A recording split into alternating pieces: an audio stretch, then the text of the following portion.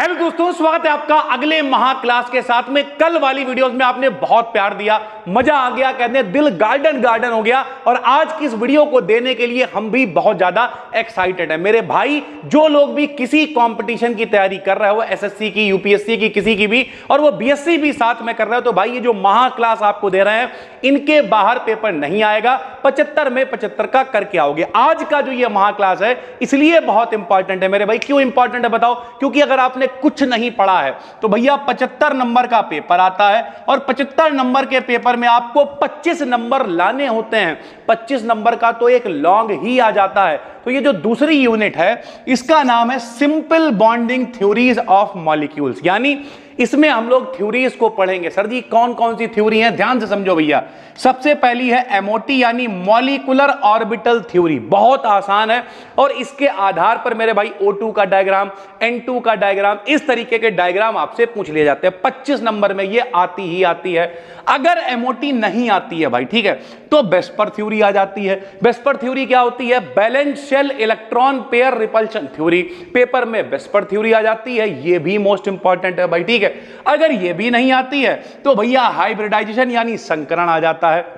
हालांकि इसी यूनिट के अंदर एटॉमिक ऑर्बिटल्स और ये जो आफबाऊ प्रिंसिपल है वो भी इसी में, लेकिन वो रिलेवेंट टॉपिक नहीं है भाई। आफबाऊ प्रिंसिपल वगैरह पता कहां का टॉपिक है? आफबाऊ प्रिंसिपल टॉपिक है 3rd यूनिट का, लेकिन फिर भी आफबाऊ प्रिंसिपल को भी हम इंक्लूड कर रहे हैं। देखो भाई, हाइब्रिडाइजेशन अपने आप में आधे घंटे का टॉपिक है, वेस्पर थ्योरी अपने आप में आधे घंटे का टॉपिक है, और मॉलिक्यूलर ऑर्बिटल थ्योरी अपने आप में आधे घंटे का टॉपिक है। और हमने बहुत डिटेल में ये पढ़ा रखे हैं मेरे भाई। अगर हम यहां पर इस पूरी वीडियो को मेरे भाई लपेटने की कोशिश करेंगे तो इन तीनों टॉपिक का ग्रेस खत्म हो जाएगा। और वो बच्चे जो सिर्फ वन शॉट देख के जा रहे हैं भाई, वो बेचारे यार लपेटने के चक्कर में उनकी कुछ समझ में नहीं आएगा। तो वो सारी की सारी वीडियोस मेरे पास अवेलेबल हैं, वो हम यहां पर लगवा रहे हैं। इस पूरी वीडियो को देख डालो। अगर आपने कुछ भी पढ़ाई नहीं करी है तो ये जो दूसरा वाला महा क्लास है, आपका कोई ऐसा दोस्त है या कुछ भी है इसने कुछ भी नहीं पढ़ा, इस दूसरे वाले महा क्लास को उसे दिखाओ।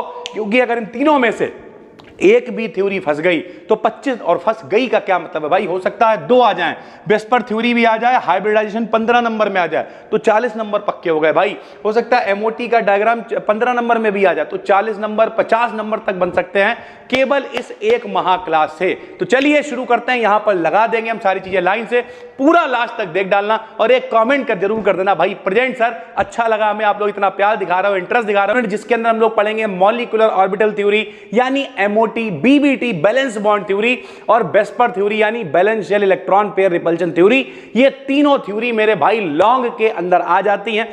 थोड़ा सा पैटर्न पिछली बार चेंज हुआ था, तो जो नया पैटर्न है उसे हम बताएंगे आपको 1-2 दिन के अंदर। लेकिन फिलहाल जो ये यूनिट है इसके अंदर जो तीनों चीजें हैं, मॉलिक्यूलर ऑर्बिटल थ्योरी, उसके बाद बैलेंस बॉन्ड थ्योरी और वेस्पर थ्योरी, तीनों मोस्ट वांटेड है। लॉन्ग में मेरे भाई ये आ जाती हैं, ठीक है।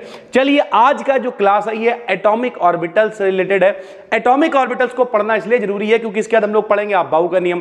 अफबाऊ के नियम से हम लोग विन्यास बनाना सीखेंगे और उसी से रिलेटेड सारी चीजें हैं। एमओटी है, बीबीटी है, वेस्पर थ्योरी, सब उससे कनेक्टेड है भाई, ठीक है। तो एटॉमिक ऑर्बिटल्स क्या होते हैं? हिंदी में इन्हें कहते हैं भाई परमाणु कक्षक। क्या कहेंगे बताओ? परमाणु कक्षक कहते हैं मेरे भैया इन्हें। हिंदी में बहुत आसान भाषा में बताएंगे, सुनो मेरे भाई। जितने भी पुराने जमाने के मॉडल थे, पहले तो एक बात समझो, एक आदमी था जिसका नाम था डाल्टन। क्या नाम था? डाल्टन। पूरा नाम जॉन डाल्टन। तुम मेरी जान हो, हम तुम्हारे डाल्टन है। जॉन डाल्टन उसका नाम था मेरे भाई, ठीक है। डाल्टन ने कहा दुनिया में जितनी भी चीजें होती हैं सब छोटे छोटे कणों से मिलकर बनी होती हैं, छोटे छोटे पार्टिकल से मिलकर बनी होती हैं, जिन्हें हम लोग एटम्स यानी परमाणु कहते हैं। जैसे ये पेन है, काहे से मिलकर बना है? परमाणु से मिलकर बना है। ये शर्ट है, काहे से मिलकर बनी है? परमाणु से मिलकर बनी है। ये बोर्ड है, काहे से मिलकर बना है? परमाणु यानी एटम से मिलकर बना है। तो पुराने जमाने के जो मॉडल थे उनमें कहा गया कि भैया परमाणु भी 2 भागों से बना होता है। पहला भाग कहलाता है परमाणु का नाभिक, ये सब छोटे क्लास में पढ़ा होगा। पहला भाग कहलाता है परमाणु का नाभिक यानी न्यूक्लियस। न्यूक्लियस के अंदर होते हैं प्रोटॉन और न्यूट्रॉन, और चारों तरफ चक्कर लगा रहे होते हैं इलेक्ट्रॉन। चक्कर कौन लगा रहे होते हैं? इलेक्ट्रॉन चक्कर लगा रहे होते हैं। तो मेरे भाई ध्यान से सुनो भैया, पुराने जमाने में लोगों ने क्या बताया कि दुनिया में सारी चीजें कहां से मिलकर बनी है? परमाणु से, एटम से। और परमाणु 2 भागों से बना, यानी एटम 2 भागों से बना है। पहला उसका नाभिक कहलाता है यानी न्यूक्लियस कहलाता है। न्यूक्लियस के अंदर प्रोटॉन न्यूट्रॉन रहते हैं और चारों तरफ इलेक्ट्रॉन चक्कर लगाते हैं। जिनमें इलेक्ट्रॉन चक्कर लगाते हैं उन्हें कहते हैं शेल, हिंदी में कहते हैं कोश, लिखते हैं KLMN, KLMN, KLMN।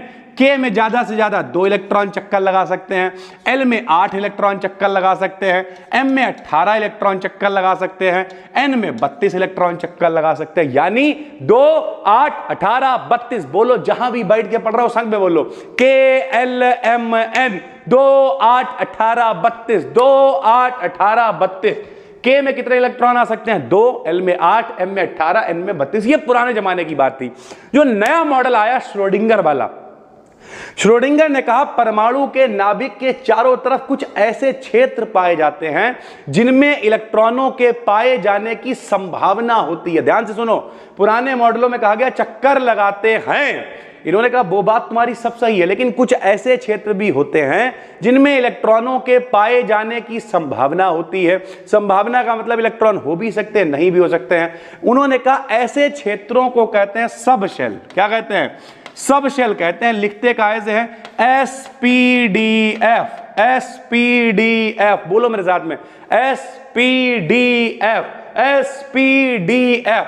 इन SPDF को ही हम लोग कह देंगे भैया ऑर्बिटल्स। मेरे भाई S में ज्यादा से ज्यादा 2 इलेक्ट्रॉन आ सकते हैं, P में ज्यादा से ज्यादा 6 इलेक्ट्रॉन आ सकते हैं, D में ज्यादा से ज्यादा 10 इलेक्ट्रॉन आ सकते हैं और F में आ सकते हैं 14 भैया। SPDF 2, 6, 10, 14। तो अगर कोई पूछे एटॉमिक ऑर्बिटल्स क्या होते हैं तो क्या कहोगे भाई?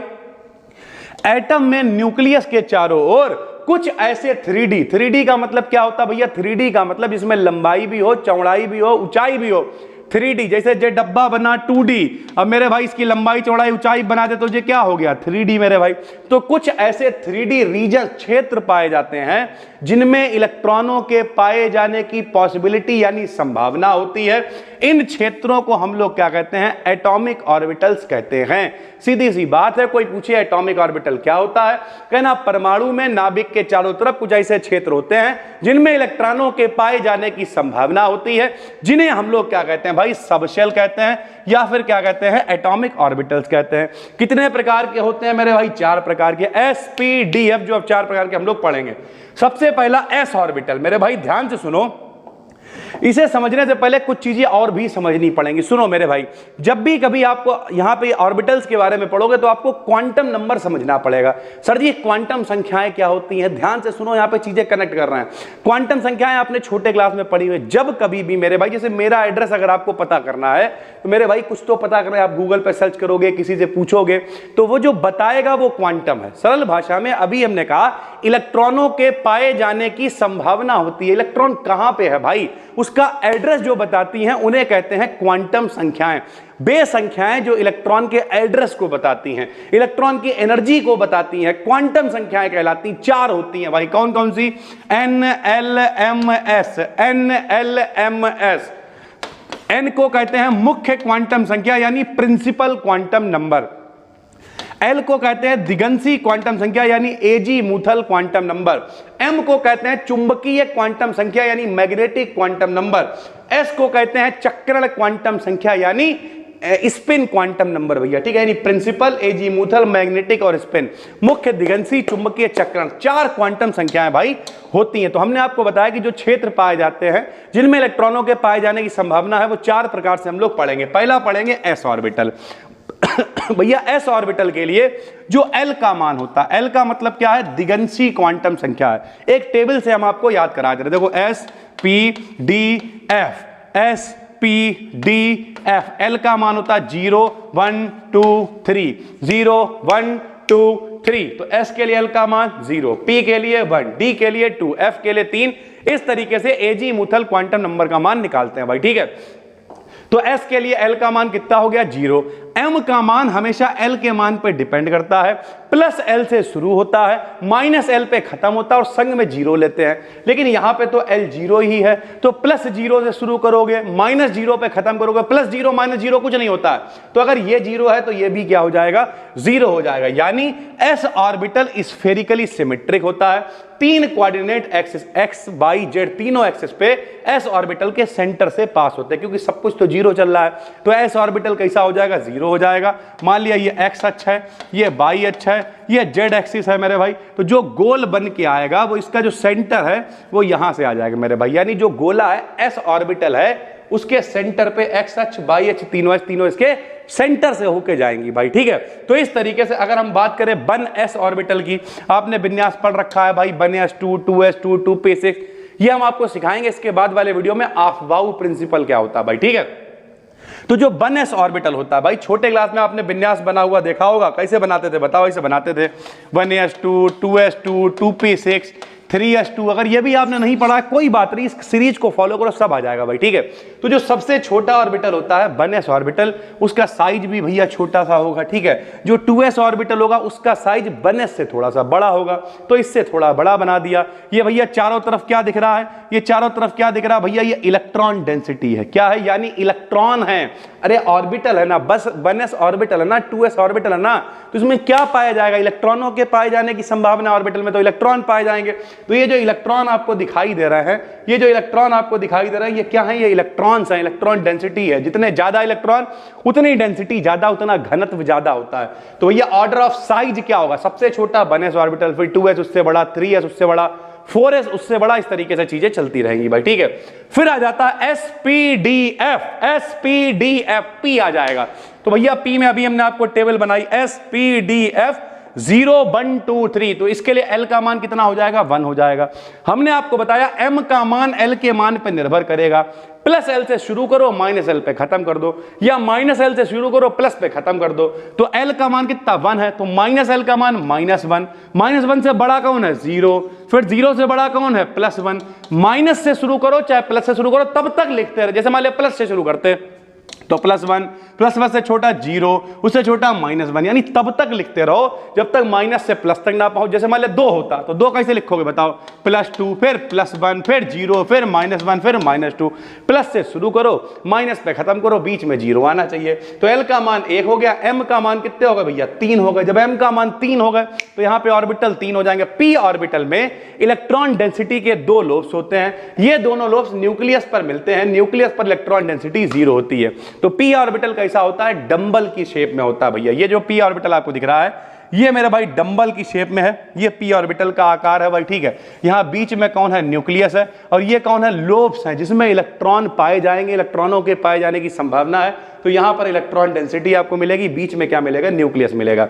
अतः p ऑर्बिटल किस साइज में होता है, डंबल शेप में होता है। और m के मान कितने आए, 3, तो 3 आपको मिल जाएंगे। कैसे मिलेंगे, देखो ये तो s ऑर्बिटल के गोले से x axis, y axis, z axis तीनों इसके सेंटर से होके जा रही है। ये देखो भाई, ये तो कौन है, s ऑर्बिटल है भैया, ठीक है। यहाँ पे देखो ये डंबल टाइप, तो ये वाला कौन आ गया बताओ, x अक्ष पे है तो ये px हो गया, y अक्ष पे है तो ये py हो गया, z एक्सिस पे है तो ये pz हो गया। क्योंकि m की वैल्यू कितनी आई थी, 3 आई थी, तो 1 2 3, x axis, y axis, z axis तीनों निकल आए। इसका मतलब s कैसा होता है, गोल होता है, p कैसा होता है, डंबल की फॉर्म में होता है, डंबलाकार होता है। d भाई कैसा होगा, d होगा डबल डंबलाकार। भैया d जो है वो डबल डंबल होएगा। कैसे निकालेंगे, लो मेरे भाई यहां देखो, d ऑर्बिटल आ गया। d ऑर्बिटल में L का मान कितना हो जाएगा, 2, क्योंकि s p d f, s के लिए कितना हो गया 0, फिर p के लिए 1, d के लिए कितना आ गया 2 आ गया। m का मान माइनस से शुरू कर लो, प्लस पे खत्म कर लो, तो -2 -1, फिर उससे बड़ा 0, फिर +1, फिर +2, ऐसे ही तो चलेगा। माइनस से शुरू करा, प्लस पे खत्म कर दिया भाई। तो नंबर ऑफ डी ऑर्बिटल कितने हो जाएंगे भैया, 5 आ गए, ये तो 5 हो जाएंगे ऑर्बिटल इसमें भाई, सीधी बात है। कौन कौन से होंगे, dxy, dyz, dzx, dx2, y2 और dz2। सीधी सी बात है, x y का मतलब x और y के बीच में बनेगा, x और y अक्ष के बीच में दोनों डंबल बन गए भाई, ठीक है। उसके बाद बाई जेड का मतलब बाई और जेड के बीच में बन गए, एक्स जेड का मतलब एक्स और जेड के बीच में बन गए भाई, ठीक है। उसके बाद D X square Y square, तो एक्स वाले के ऊपर और बाई वाले के ऊपर बन गया। और जो आखिरी में जेड वाला होता है, जेड वाले में मेरे भाई पूरा एक डंबल जेड एक्सिस पे होता है, साथ में एक रिंग आती है, ring of electron density in plane, यानी साथ में एक इलेक्ट्रॉन की इस तरीके से रिंग दिखाई देती है भाई, ठीक है। f ऑर्बिटल में क्या हो जाएगा, f ऑर्बिटल में l का मान 3 हो जाएगा, l का मान 3 हो जाएगा तो -3 से +3 तक 7 वैल्यू हो जाएंगी और 7 वैल्यू को कॉपी के ऊपर, पन्ने के ऊपर दिखाना असंभव है। यानी इसकी जो आकृति है बहुत कॉम्प्लिकेटेड होती है, इस वजह से इसकी आकृति पेपर पे नहीं बना सकते हैं। Shape of f orbital is complex, complicated, कठिन है। It's exact shape is still unknown, यानी जो इसका एग्जैक्ट शेप है वो अभी तक हम लोग कैलकुलेट नहीं कर पाए मेरे भाई। यानी आपने क्या सीखा बताओ, मोटा मोटा समझा करो भैया। परमाणु में नाभिक के चारों तरफ कुछ क्षेत्र होते हैं जिनमें इलेक्ट्रॉनों के पाए जाने की संभावना होती है, जिन्हें हम लोग एटॉमिक ऑर्बिटल्स कहते हैं। कितने होते हैं, s p d f, 4 हमने पढ़े। s कैसा होता है, गोल होता है। p कैसा होता है, डंबल टाइप होता है। d कैसा होता है, डबल डंबल टाइप होता है। f की कोई निश्चित आकृति नहीं होती है। s में भैया कितने इलेक्ट्रॉन आते हैं, ज्यादा ज्यादा। p में कितने आते हैं, 6। d में कितने आते हैं, 10। और f में कितने आते हैं भाई, 14 इलेक्ट्रॉन आते हैं। तो इस तरीके से पूरा सिनेरियो सेट है। अफबाऊ प्रिंसिपल के बारे में सुनने में लगता है यार अफबाऊ प्रिंसिपल को या अफबाऊ वैज्ञानिक रहे होंगे, उनने अपना एक नियम दे दिया होगा तो अफबाऊ का नियम कहलाएगा। नहीं जी, ऐसा नहीं है। अफबाऊ एक जर्मन भाषा का शब्द है जिसका मतलब होता है निर्माण करना, कुछ बनाना। तो सर जी हम इससे क्या बनाएंगे, इससे हम लोग विन्यास बनाना सीखेंगे।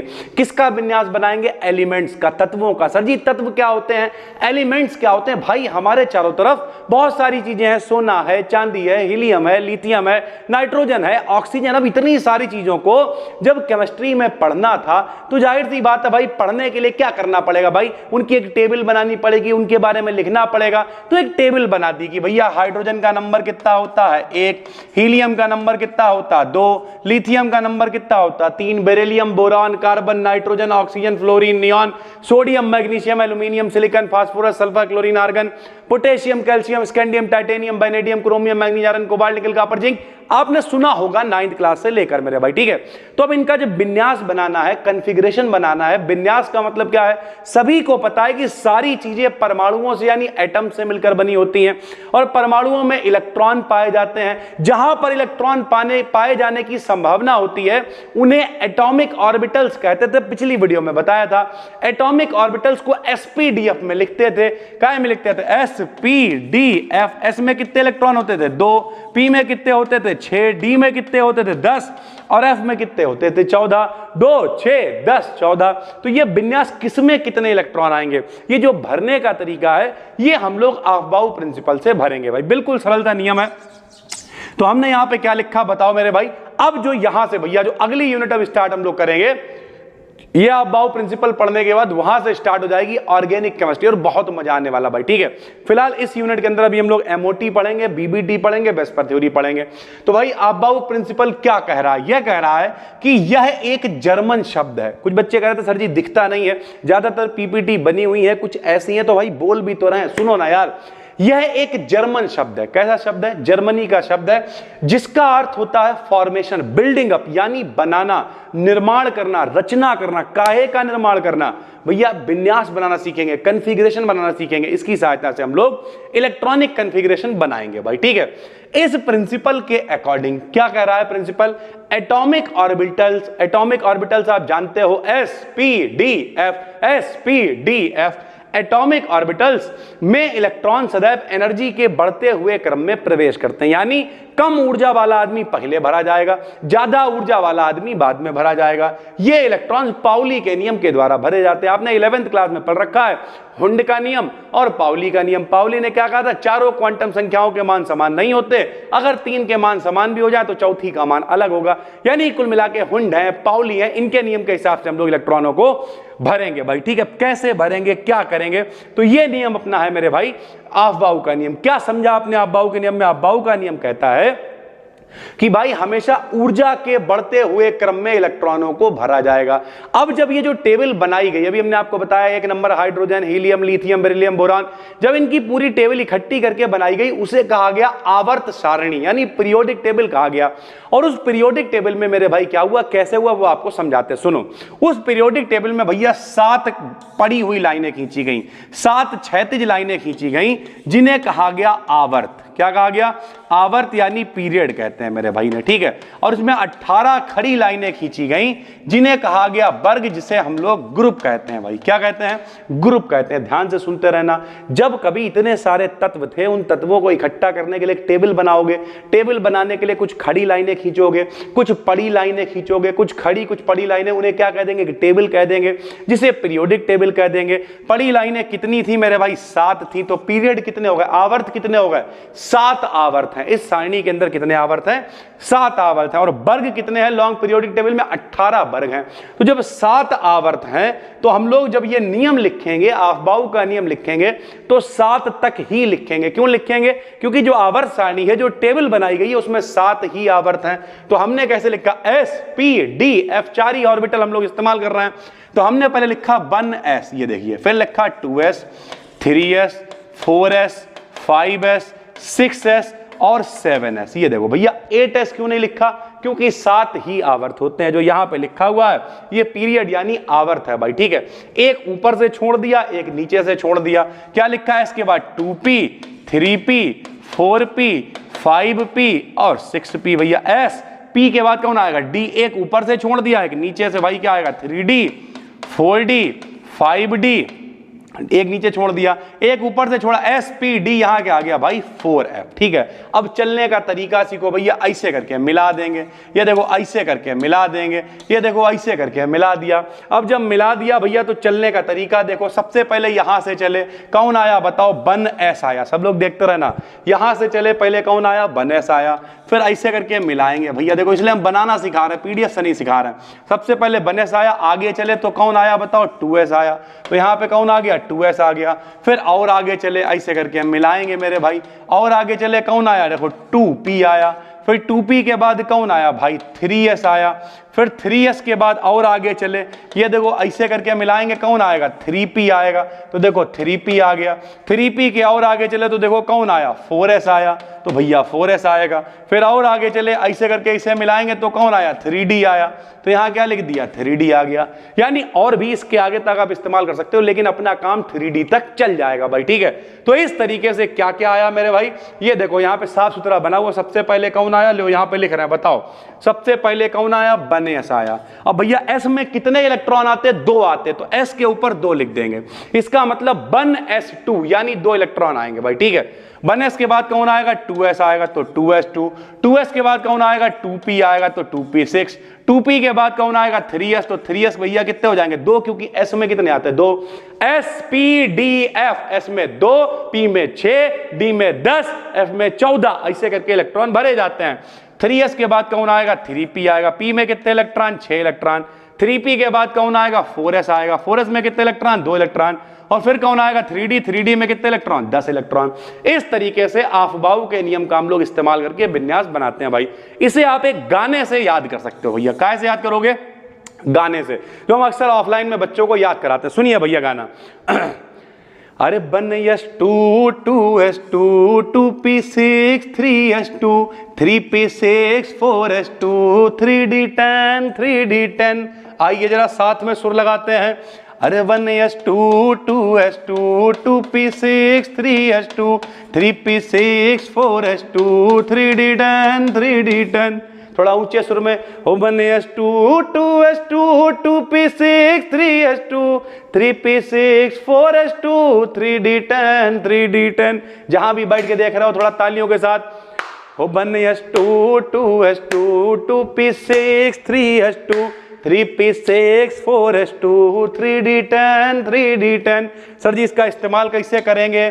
मान लिया भैया तुम्हें नियॉन का विन्यास बनाना है, कॉन्फ़िगरेशन।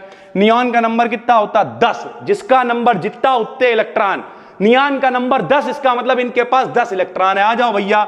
1s2, 2s2, 2p6, यही खत्म हो जाएगा विन्यास। क्यों? 2, 2, 4, 6, 10, देखो 10 तक बना दिया। तो इस तरीके से हम लोग विन्यास बनाते हैं। जहां तक बढ़ता चला जाएगा वहां तक बना देंगे। कोई कहते सर जी लो लिथियम का बना के दिखाओ। हाइड्रोजन, हीलियम, लिथियम का नंबर कितना होता? 3। बोलो 1s2, 2s1, क्योंकि 2 और 1 कितने हो गए? 3। तो लिथियम का नंबर 3, तो 3 तक बना दिया। तो इस तरीके से मेरे भाई ये गाना पूरा निकल के आता है, जो आप आराम से मोहल्ले वगैरह में गा सकते हो। कैसे गाओगे? आ जाओ। हो 1s2 2s2 2p6 3s2 3p6 4s2 3d 10 3d done यो 1s2 2s2 2p6 जैसे मर्जी होगा, कोई फर्क नहीं पड़ता है। उम्मीद करते हैं आपको अफबाऊ नियम समझ में आ गया। हम मॉलिक्यूलर ऑर्बिटल थ्योरी के बारे में। मॉलिक्यूल का मतलब होता है अणु, और अगर यह पेपर में आती है तो 25 नंबर के लॉन्ग में आ सकती है। VSEPR theory, molecular orbital theory, balance bond theory, ये सारी की सारी भैया लॉन्ग में आती हैं। तो आज बात करने वाले हैं 25 नंबर के ऊपर डिटेल में। सबसे पहले समझ लो शॉर्ट में मॉलिक्यूल होता क्या है। मॉलिक्यूल का मतलब होता है अणु। जब कभी परमाणु मिलते हैं, एटम आपस में मिलते हैं, जैसे कभी आपने देखा hydrogen gas, oxygen gas, nitrogen gas, ये सब क्या है? ये H2 का मॉलिक्यूल है, O2 का मॉलिक्यूल है, N2 का मॉलिक्यूल है। यानी सरल भाषा में जो कुछ आपको दिख रहा है वो सब अणु की फॉर्म में है, मॉलिक्यूल की फॉर्म में। लेकिन ये बना कैसे होएगा? हाइड्रोजन का एक एटम यानी एक परमाणु रहा होएगा, हाइड्रोजन का एक और एटम यानी एक और परमाणु रहा होएगा, दोनों मिले होंगे तो क्या बना होएगा? H2 का एक मॉलिक्यूल बना होगा। क्या मतलब? अगर आपको किसी को प्रपोज करना है, ऐसे प्रपोज करो, काश मैं एक एटम होता, काश तुम एक एटम होती, हम दोनों मिलते और मिलकर मॉलिक्यूल हो जाते। बस यही तो थ्योरी बता रही है। मॉलिक्यूलर ऑर्बिटल थ्योरी कैसे काम करेगी? मोहब्बत में इसे कहेंगे MOT यानी मॉलिक्यूलर ऑर्बिटल थ्योरी। आइए समझते हैं, डिटेल में आपको समझाते हैं किस तरीके से यह थ्योरी काम करेगी और इसकी सहायता से हम लोग कैसे ऑर्गन एनर्जी लेवल डायग्राम बनाएंगे। जो डायग्राम बनेंगे वही तो मोस्ट इंपॉर्टेंट है। कल जो वीडियोस आपको देंगे उसमें डायग्राम बनाना सिखाएंगे और वो डायग्राम ही पेपर में बार बार आते रहते हैं भाई, ठीक है। खास करके NO का, CO का 2-3 इंपॉर्टेंट डायग्राम है, वही आ जाते हैं घूम फिर के। तो चलो भाई समझते हैं। देखो सबसे पहले इसे प्रपोज किसने किया? तो भैया इसके बारे में बताया हुंड और मुलिकन ने बताया, ठीक है। इसे एक्सटेंड किसने किया? तो जॉन्स और कूल्सन ने इसे एक्सटेंड कर दिया भाई, ठीक। यह थ्योरी कोवैलेंट बॉन्ड के फॉर्मेशन को बताती है। कोवैलेंट बॉन्ड क्या होता है? साझेदारी वाला। एक हाइड्रोजन हम हैं, एक हाइड्रोजन तुम हो, साझेदारी करोगे तभी तो H2 बनेगा ना। तो ये जो दोनों के बीच में साझेदारी होती, एक इलेक्ट्रॉन हमारा, एक इलेक्ट्रॉन तुम्हारा, मिल गए तो हो गया हमारा। इसका मतलब क्या है? जब कभी एक इलेक्ट्रॉन की साझेदारी होती है तो वहां पर कोवैलेंट बॉन्ड, सह संयोजक, साझेदारी वाला बॉन्ड बनता है, जिसे एक्सप्लेन करेगी ये थ्योरी भाई, ठीक है। तो क्या है इसके मेन पोस्टुलेट्स, आओ आपको बताते हैं। सबसे पहले, जब दो परमाणु यानी एटम्स के न्यूक्लियस एक दूसरे के समीप आते हैं, निकट आते हैं, कने आते हैं, बगल में आते हैं, जहां भी आते हैं, तो इनके एटॉमिक ऑर्बिटल्स आपस में ओवरलैप करके कोवैलेंट बॉन्ड का फॉर्मेशन करते हैं। यानी दो परमाणु पास पास आएंगे भैया, ओवरलैपिंग होएगी, ओवरलैपिंग के बाद इनका एक इलेक्ट्रॉन, इनका एक इलेक्ट्रॉन, साझेदारी होएगी। ऐसे ही तो साझेदारी होती, 9th क्लास से पढ़ के आए हैं। तो भैया आपस में ओवरलैपिंग होती, ओवरलैप मतलब ढकना यार, इनका ऑर्बिटल इनका ऑर्बिटल, ऐसे करके कंप्लीट ढक लेते हैं, सिग्मा बॉन्ड बनता है, पार्शियल ढक लेते हैं, पाई बॉन्ड बनता है, सब सुन रखा आपने। आपस में ओवरलैप करके कोवैलेंट बॉन्ड का फॉर्मेशन करते हैं, तथा ओवरलैपिंग के बाद एटॉमिक ऑर्बिटल्स की आइडेंटिटी समाप्त हो जाती। कोई नहीं जानेगा फिर एटम को, फिर तुम एटम हम एटम, अब हम लोग एटम नहीं रहेगा भैया, अब हम लोग एक हो गए, अब हम लोग मॉलिक्यूल हो गए। तो एटॉमिक ऑर्बिटल्स की आइडेंटिटी समाप्त हो जाएगी और मॉलिक्यूलर ऑर्बिटल्स का फॉर्मेशन होगा भाई, ठीक है। एक नई जिंदगी शुरू होगी जिसमें तुम कुछ नहीं, हम कुछ नहीं, हम दोनों मिलकर भैया मॉलिक्यूल को रिप्रेजेंट करेंगे। समझ गया भाई? यानी दो परमाणु मिलेंगे, अणु बनाएंगे। सीधी सी बात, जो लोग कमेंट करते रहते हो सर जी हिंदी का इस्तेमाल ज्यादा करा करो, बोलते रहते हैं भाई, ठीक है। उसके बाद पॉइंट नंबर 2 क्या आएगा? प्रत्येक मॉलिक्यूलर ऑर्बिटल का एक सर्टेन वेव फंक्शन होगा भाई, सीधी सी बात है। चलो अपने ऊपर एग्जांपल सेट करते हैं। मान लिया हम एक परमाणु हैं, कोई एक और परमाणु है, तो मेरा एक अपना फंक्शन होगा भाई, सीधी सी बात है। उस फंक्शन के तहत हम काम कर रहे हैं, जैसे हम पढ़ा रहे हैं, मेरा एक फंक्शन है। सुबह से शाम तक जो भी काम होता फंक्शन ही, तो आपने नहाया फंक्शन है, मंजन करा फंक्शन है। उसी तरीके से किसी सिस्टम को ऑपरेट करने के लिए भी, किसी सिस्टम का मतलब क्या है? निकाय को यार, किसी मॉलिक्यूल को, सब सिस्टम है यार, ये भी एक सिस्टम ऑपरेट करने के लिए एक फंक्शन चाहिए होता है भाई, ठीक है। सामने वाले का कोई एक फंक्शन है, मान लिया वो भी टीचर है। अब हम लोगों ने मान लिया आपस में शादी कर ली, तो एटम, एटम क्या बन गया? मॉलिक्यूल बन गया। तो एक फंक्शन तो चाहिए होगा ना। तो प्रत्येक मॉलिक्यूलर ऑर्बिटल का एक सर्टेन वेव फंक्शन होता है, तथा प्रत्येक wave function set of quantum number से रिलेटेड होता है। सर जी क्वांटम नंबर क्या होती थी? क्वांटम नंबर वो होती हैं जो इलेक्ट्रॉन के एड्रेस को बताती हैं, इलेक्ट्रॉन की एनर्जी को बताती हैं, ऊर्जा को बताती हैं, स्थिति को बताती हैं कि कहां है। क्वांटम संख्याएं कितनी होती हैं? 4 होती हैं भैया। कौन कौन सी होती हैं बताओ? n NLMS, NLMS, NLMS मुख्य दिगंशी चुंबकीय चक्रण, principal azimuthal magnetic spin, 4 quantum numbers होती हैं। ये बताती है कौन सा शेल है, यानी K है, L है, M है, N है। ये बताती है कौन सा सब शेल है, S है, P है, D है, F है। ये बताता ओरिएंटेशन क्या है, और ये बताता इलेक्ट्रॉन घूम कैसे रहा, सीधा घूम रहा कि उल्टा घूम रहा, यानी क्वांटम नंबर्स का ये काम है भाई, ठीक है। तो प्रत्येक वेव फंक्शन एक सेट ऑफ क्वांटम नंबर से रिलेटेड होता है, यानी जाहिर सी बात है जब भी कभी एटम मिले, मॉलिक्यूल बना, उन मॉलिक्यूल्स का एक सेट और जो भी वेव फंक्शन होगा वो एक सर्टेन क्वांटम नंबर से रिलेटेड होगा ही। बताएंगे क्वांटम नंबर इस वेव फंक्शन के हिसाब से भैया क्या मॉलिक्यूल है, क्या एटम है, कहां पे इलेक्ट्रॉन है, क्या ये सब चीजें बतानी पड़ेंगी ना भाई। प्रत्येक मॉलिक्यूलर ऑर्बिटल की एक डेफिनेट एनर्जी होती है जो एटम की सभी मॉलिक्यूलर ऑर्बिटल्स का एडिशन होती है। सीधी सी बात है, तुम एटम जब दो एटम मिलके मॉलिक्यूल बनाएंगे तो उन दोनों का जो एडिशन होगा वही तो इसकी टोटल एनर्जी के बराबर होगा। तो यही लिखा हुआ है कि मॉलिक्यूलर ऑर्बिटल की एक निश्चित एनर्जी होगी जो एटम्स के ऑर्बिटल है उनके एडिशन के बराबर होगी। सभी मॉलिक्यूलर एटम्स में जो इलेक्ट्रॉन्स की फिलिंग होगी, यानी इलेक्ट्रॉनों को भरा जाएगा, 11th क्लास में पढ़ाया जाता है। हुंड का नियम, पाउली का नियम, अबाउ का नियम। क्या होता था अबाउ का नियम? 1s2 2s2 पढ़ा चुके हैं आपको भैया, ठीक है। हुंड का नियम क्या होता था कि एक डब्बे को कहते हैं ऑर्बिटल, एक ऑर्बिटल में 2 इलेक्ट्रॉन, एक क्लॉक, एक एंटी क्लॉक। पाउली ने क्या कहा था? चारों क्वांटम संख्याओं के मान सेम नहीं हो सकते 2 इलेक्ट्रॉनों के लिए, 3 का मान सेम होएगा, चौथी का अलग हो जाएगा। सीधा कॉन्सेप्ट है मेरे भाई। तो जितने भी मॉलिक्यूलर ऑर्बिटल में जो इलेक्ट्रॉन्स की फिलिंग होगी वो हुंड के नियम से, पाउली के नियम से, अबाउ के नियम से, इन सब से मेरे भाई भरी जाएगी, ठीक है सर जी। किसी मॉलिक्यूल के सभी मॉलिक्यूलर ऑर्बिटल्स में प्रेजेंट सभी इलेक्ट्रॉन्स न्यूक्लियस के अट्रैक्शन में रहते हैं भाई। सीधी सी बात है, इलेक्ट्रॉन के ऊपर माइनस होता है, नाभिक के अंदर प्रोटॉन होते हैं उनके ऊपर प्लस होता है। तो जितने भी इलेक्ट्रॉन मॉलिक्यूलर ऑर्बिटल्स में होंगे, ऑर्बिटल में घूम रहे होंगे, चक्कर लगा रहे होंगे, संभावना होगी उनके पास जो भी है, लेकिन वो नाभिक के अट्रैक्शन में रहेंगे क्योंकि न्यूक्लियस पे प्लस है और बाहर इलेक्ट्रॉन के ऊपर माइनस है। एटॉमिक ऑर्बिटल्स की overlapping linear combination of atomic orbitals के अकॉर्डिंग होती है। ये लीनियर कॉम्बिनेशन क्या? सीधे सीधे भैया, एक तुम, एक हम, एक मैं और एक तू है और हवा में जादू है। दोनों आदमी मिल गए, कैसे मिलेंगे उसके लिए फार्मूला है साई बराबर साई 1 प्लस माइनस का साई 2। यानी जब 2 लोग मिलेंगे तो जाहिर सी बात अगर सीधे सीधे मिलना है तो या तो भैया दूसरे की ग्रोथ करवाएंगे। तो एक एटॉमिक ऑर्बिटल जो लिखा हुआ साई 1 एटॉमिक ऑर्बिटल, पहले एटम का ऑर्बिटल साई 1, दूसरे एटम का ऑर्बिटल साई 2, दोनों मिले तो बना मॉलिक्यूलर ऑर्बिटल, मॉलिक्यूल बना, उसका वेव फंक्शन कितना हो जाएगा? साई हो जाएगा। दोनों मिलके अगर ग्रोथ कर गए तो साई 1 प्लस साई 2। बर्बाद कर दिया एक दूसरे का, भाई हम मट्टी तेल छिड़क ली, गांव वाले लोग कहते हैं, सुना है हमने कई बार बताया भाई, तो क्या हो जाएगा? माइनस हो जाएगा, सीधी सी बात है। तो इस तरीके से टोटल वेव फंक्शन हम लोग निकालते हैं मेरे भाई, ठीक है। अब यहां पे कुछ चीजें आपको समझनी पड़ेंगी जो हम लोगों के काम में आएंगी जब इसका डायग्राम बनाएंगे। तब हमने लिखा साई बराबर साई 1 प्लस साई 2। तो साई क्या है? साई वेव फंक्शन है। हमने लिखा साई को बॉन्डिंग मॉलिक्यूलर ऑर्बिटल भी कहते हैं। साई क्या कहलाएगा? Bonding molecular orbital. इसका मान कितना होता है? इसका मान होता है भाई, चलो अभी हमने क्या लिखा, साई बराबर हो सकता है साई 1 प्लस माइनस साई 2। तो मान ले रहे हैं हम प्लस वाला लिए ले रहे हैं, तो हमने लिखा यदि साई बराबर साई 1 प्लस साई 2 हो, दोनों तरफ स्क्वायर करेंगे तो साई स्क्वायर बराबर आएगा a square plus b square plus 2ab, यानी 2 साई 1 साई 2। तो जो साई स्क्वायर है ये बॉन्डिंग मॉलिक्यूलर ऑर्बिटल की इलेक्ट्रॉन डेंसिटी को बताएगा। बॉन्डिंग मॉलिक्यूलर ऑर्बिटल क्या है?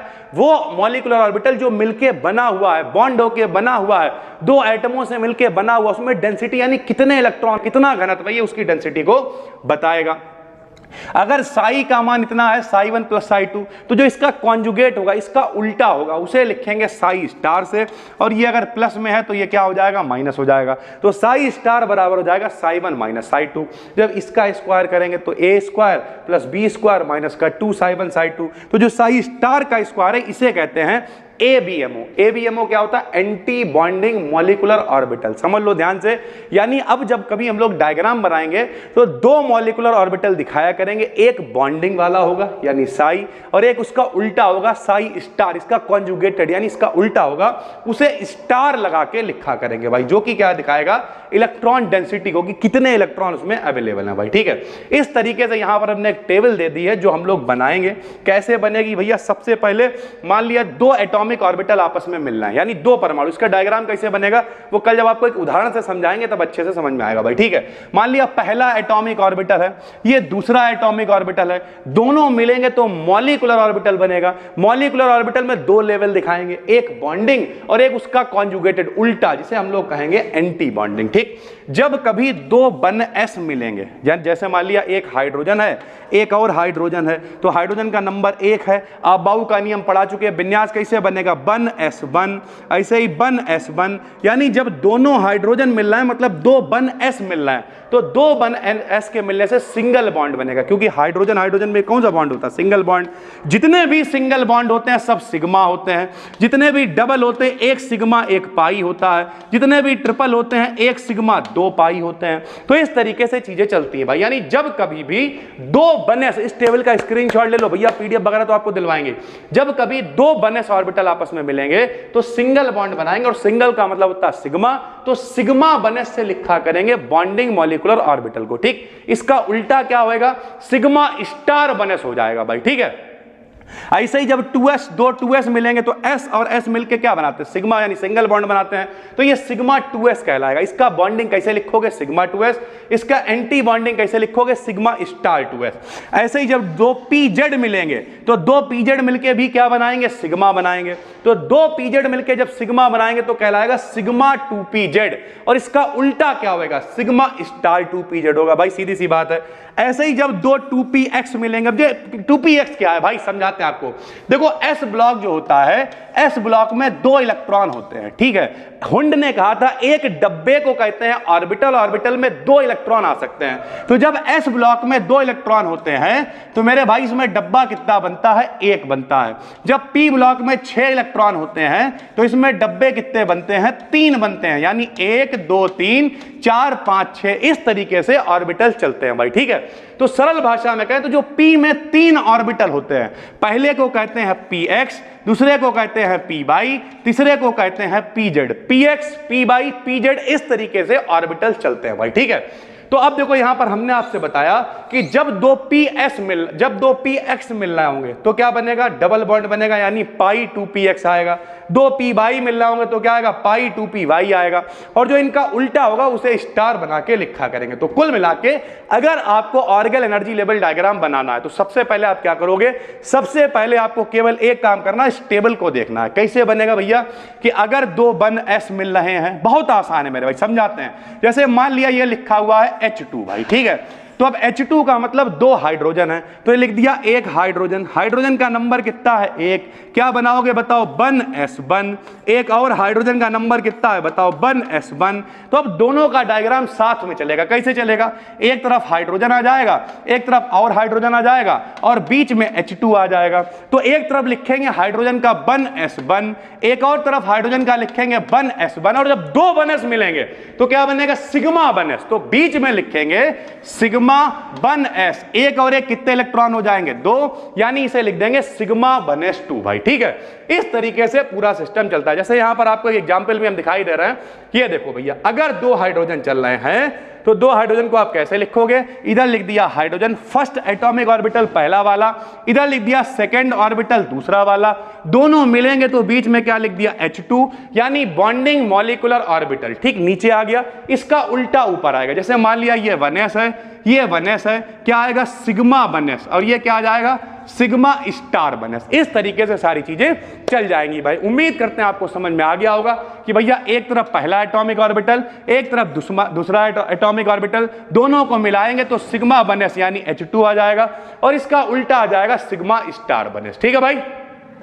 बॉन्ड ऑर्डर निकालने के लिए क्या करेंगे, बॉन्ड ऑर्डर निकालने के लिए 1/2 लिखेंगे, जो बॉन्डिंग वाला है उसे पहले लिख देंगे, एंटी बॉन्डिंग वाला बाद में लिख देंगे। बॉन्डिंग का मतलब इसमें कितने इलेक्ट्रॉन है, सिग्मा वाले में या नॉर्मल वाले में कितने हैं। एंटी बॉन्डिंग का मतलब स्टार वाले में कितने हैं, तो बॉन्डिंग में से एंटी बॉन्डिंग को घटा देते हैं, और इस तरीके से बॉन्ड ऑर्डर निकल आएगा। अगर जो इलेक्ट्रॉन है, जरा ध्यान से देखना, अगर जो इलेक्ट्रॉन है बॉन्ड ऑर्डर में 1 आता है, ठीक है, मान लिया बॉन्ड ऑर्डर कितना आता है, बॉन्ड ऑर्डर 1 आ जाता है, हमने बॉन्डिंग वाले इलेक्ट्रॉन लिखे, एंटी बॉन्डिंग वाले इलेक्ट्रॉन लिख दिए, घटा दिया। अगर बॉन्ड ऑर्डर 1 आता है तो सिंगल बॉन्ड बनेगा। जैसे अगर कोई कहे H2 है भाई, कौन है, H2 है तो H सिंगल बॉन्ड, H का अगर बॉन्ड ऑर्डर निकालोगे तो 1 आएगा, बॉन्ड ऑर्डर 2 निकलता है तो डबल बॉन्ड कहलाएगा, 3 आएगा तो ट्रिपल बॉन्ड कहलाएगा, और अगर बॉन्ड ऑर्डर 0 आ जाता है इसका मतलब वो मॉलिक्यूल एग्जिस्ट नहीं करेगा। इसके अलावा बॉन्ड ऑर्डर जो है वो 1.5 है, 2.5 है, 3.5 है, इस तरीके से भी आ सकता है। तो मॉलिक्यूलर ऑर्बिटल थ्योरी क्या कहती है, एक एटॉमिक ऑर्बिटल एक और एटॉमिक ऑर्बिटल और दोनों मिले तो क्या बन गया, मॉलिक्यूलर ऑर्बिटल भाई, ठीक है। मॉलिक्यूलर डायग्राम, हमने आपको मॉलिक्यूलर ऑर्बिटल थ्योरी पढ़ाई थी, क्या होती है वो थ्योरी, बिल्कुल बेसिक आपको बता दे रहे हैं। जिन्होंने नहीं देखी है पहले उस वीडियो को देख लेना, तो ये डायग्राम आसान हो जाएगा, और नहीं भी देखोगे तब भी समझा देंगे भाई, ध्यान से समझना। सुनो होता क्या है, देखो भैया मॉलिक्यूल का मतलब क्या होता है यार, मॉलिक्यूल का मतलब होता है अणु। सर जी एक अणु का एग्जाम्पल बताओ, ले जैसे ये लिखा हुआ है H2, ये क्या है, ये हाइड्रोजन गैस का एक अणु है, एक मॉलिक्यूल है। ध्यान से मेरी बात को समझना, ये क्या है, हाइड्रोजन गैस का एक मॉलिक्यूल है भाई, ठीक है, पहली बात। दूसरी बात, ये किससे मिलके बना है, एक हाइड्रोजन रहा होगा, एक और हाइड्रोजन रहा होगा, दोनों मिले होंगे तब H2 बना होगा। तो ये जो सिंगल हाइड्रोजन है, ये हाइड्रोजन का परमाणु यानी एटम है, क्या है, एटम है। ये भी क्या है, हाइड्रोजन का एटम है। दो परमाणु, दो एटम जब आपस में मिलते हैं तो अणु यानी मॉलिक्यूल बना लेते हैं। अब ध्यान से मेरी बात को समझना, तो जो मॉलिक्यूलर ऑर्बिटल थ्योरी थी उसने क्या कहा, दो एटॉमिक ऑर्बिटल होंगे। कैसे, ये एटम है तो इनके पास एटॉमिक ऑर्बिटल होएगा, ये एटम है तो इनके पास एटॉमिक ऑर्बिटल होएगा। जब ये दोनों मिलेंगे तो ये मॉलिक्यूल बन जाएंगे, तो इनका जो ऑर्बिटल कहलाएगा वो मॉलिक्यूलर ऑर्बिटल कहलाएगा, और इसी वजह से ये थ्योरी कहलाई मॉलिक्यूलर ऑर्बिटल थ्योरी। देखो हम कोई पुरानी वीडियो देख के नहीं बैठे हुए हैं, लेकिन एक बेसिक कॉन्सेप्ट अगर आपका क्लियर रहेगा तो जिंदगी में फंसोगे नहीं भाई, सीधी सी बात है, ठीक है। तो अब जब मॉलिक्यूलर ऑर्बिटल थ्योरी की बात हो गई तो अब हमें एक डायग्राम बनाना पड़ेगा। कैसा डायग्राम भैया, जब ये अलग थे तो इनका अपना जलवा था, जब ये अलग थे इनका अपना जलवा था। लेकिन भैया मान लिया एक लड़का है, इनका अपना भौकाल है, मार कालर खड़ा है, सिगरेट विगरेट लगा के फुल भौकाल काट रहे, अलग जलवा है इनका।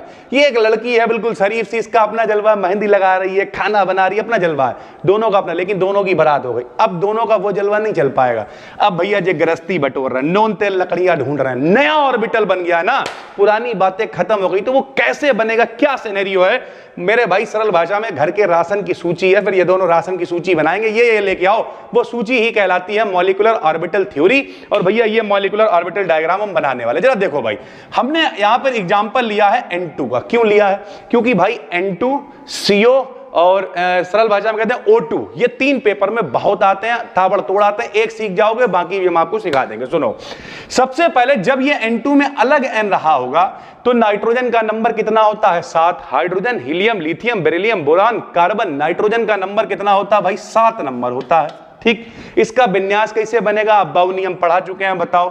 1s2, 2s2, 2p3, 2 2 4 और 3 7, ऐसे करके नाइट्रोजन का विन्यास बनता है। देखते रहना भाई, ठीक है। अब यहां पे n कितने हैं, 2 हैं, तो एक और नाइट्रोजन होगा, उसका भी विन्यास क्या बनेगा, 1s2, 2s2 और 2p3, इस तरीके से विन्यास बन जाएगा। ये दोनों अलग अलग हैं भाई, ठीक है। अब हमने आपको बताया था कि जब भी कभी मेरे भाई दो एटॉमिक ऑर्बिटल मिलेंगे तो एक मॉलिक्यूलर ऑर्बिटल बनेगा, और मिलते समय ध्यान से सुनो कुछ बॉन्ड बनेंगे। कैसे बनेंगे, इस हाइड्रोजन के पास एक इलेक्ट्रॉन था, इस हाइड्रोजन के पास एक इलेक्ट्रॉन था, दोनों ने साझेदारी करी, तो जो सिंगल बॉन्ड होता है वो कैसा बॉन्ड होता है, सिग्मा बॉन्ड होता है। अगर कहीं पे डबल बॉन्ड है तो एक सिग्मा होता है, एक पाई बॉन्ड होता है। अगर कहीं पे ट्रिपल है तो एक सिग्मा और 2 पाई बॉन्ड होते हैं मेरे भाई। तो सिंगल बॉन्ड बनेंगे, डबल बॉन्ड बनेंगे, ट्रिपल बॉन्ड बनेंगे। और मॉलिक्यूलर ऑर्बिटल थ्योरी के अकॉर्डिंग ये जो बॉन्ड होंगे इन्हें दो तरीके से लिखेंगे, एक इनके बॉन्डिंग लेवल पे, एक इनके एंटी बॉन्डिंग लेवल पे। डिटेल में बता चुके हैं। मान लिया अगर कोई सिग्मा है तो ये सिग्मा इसका बॉन्डिंग लेवल होगा, और इसका जो उल्टा होगा सिग्मा स्टार, ये इसका एंटी बॉन्डिंग लेवल होगा। ये हम आपको बता चुके हैं मॉलिक्यूलर ऑर्बिटल थ्योरी में भाई, ठीक है। तो अब देखो कैसे करेंगे हम लोग। देखो भैया, हमारे पास क्या है, 2 नाइट्रोजन, इसे हम थोड़ा छोटा कर रहे हैं ताकि एक फ्रेम में आपको दिख सके। यहां से देखो भाई, ठीक। हमारे पास क्या है, मेरे पास 2 नाइट्रोजन है, ध्यान से समझते रहना, दिखाई दे रहा होगा इसलिए बिल्कुल क्लियर फोटो खींचा हमने, ठीक। इधर हम क्या चलाएंगे भाई, इधर हम एनर्जी चलाएंगे। इधर क्या चलाएंगे, एनर्जी यानी ऊर्जा चल रही है भाई, ठीक है। अब देखो कैसे ये बनेगा। एक तरफ हमने एक नाइट्रोजन लिख दिया, ये कौन है, नाइट्रोजन का एटम है।